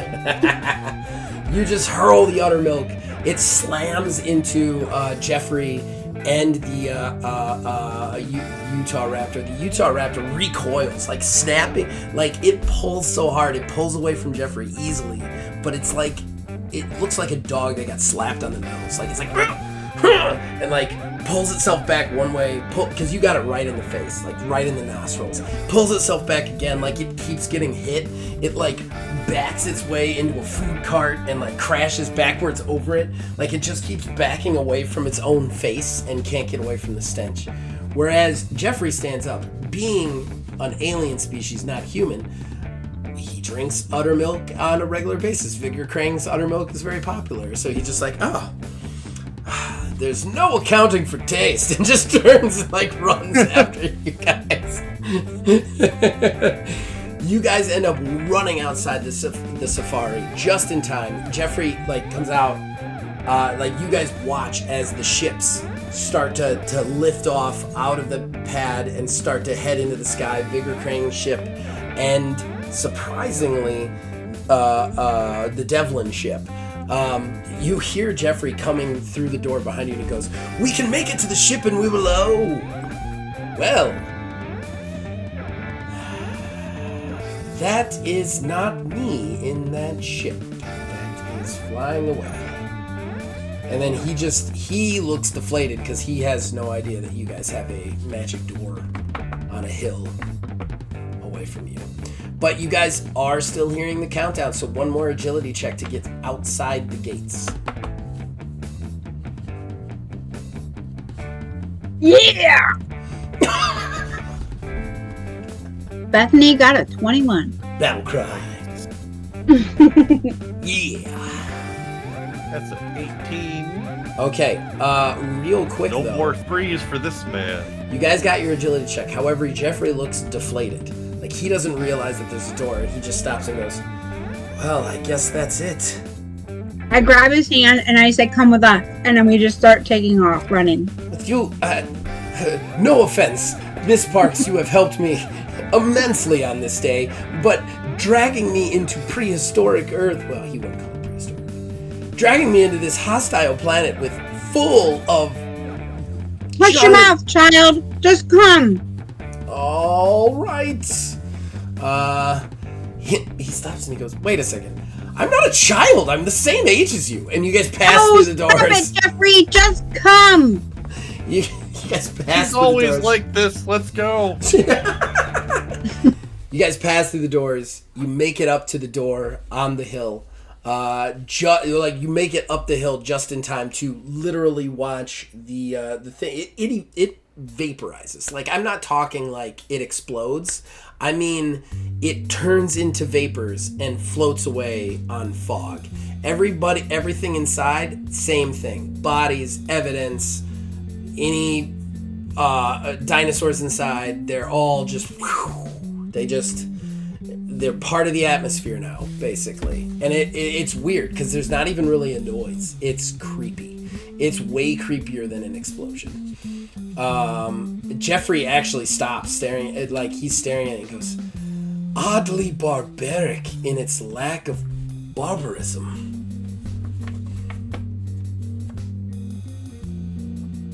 Well, do you know exactly what planet you're from? I definitely said it in the last episode, but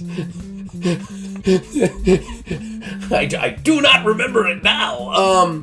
He goes, "Yes, of course I know the planet. However, I'm not going to lie. I mean, I had no interest in going back to it. I don't want to take my father's business. I would much rather never go back to it, but I was definitely not expecting the extended camping trip that we are all about to take on this savage planet." Well, we don't plan on staying here.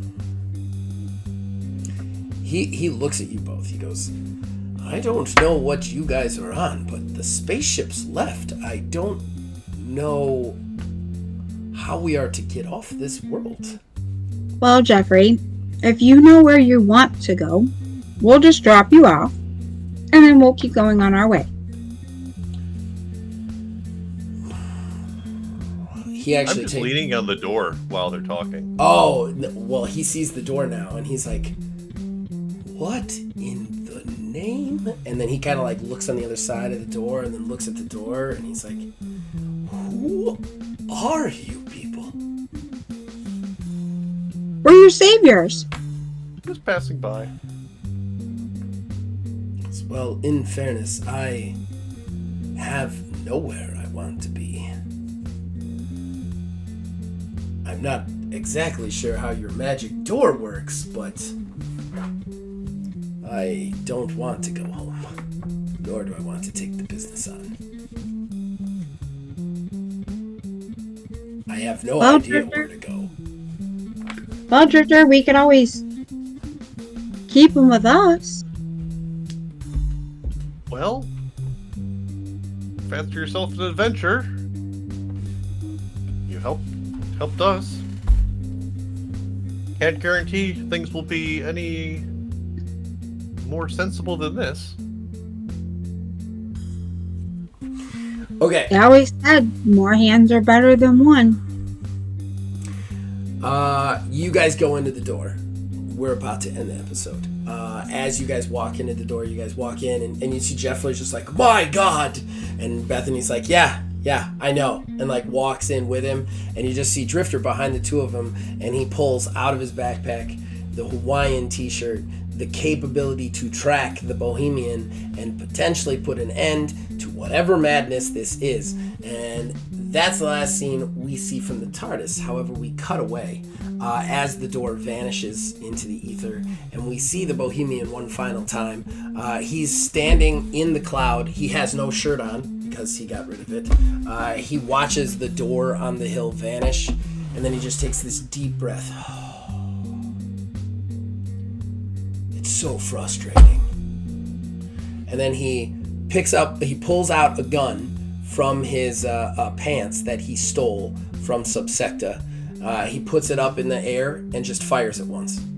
And then you guys just see, like, off in the distance, a Gallimimus take a bullet to the head and fall. Like, he doesn't aim at it, he just points it up in the air, fires, and then he puts the gun back in his pocket, and he goes, closing the loop for no point. Bro, I guess it's on to plan C. And then he just turns, puts his hands in his pockets, and walks off. This has been Id, a Doctor Who actual play podcast. Episode 3, Dinosaur Hunt. The Drifter was played by Aether Dios. Bethany Parks was played by Hope Child. And of course, writing, directing, and editing this episode was Zachariah Van Sliders. All music was done by the man who makes the music, Nick Van Sliders. And of course, should you wish to play this system, you can procure a copy of Single Mod on itch.io by searching Single Mod. We will return next week with another episode.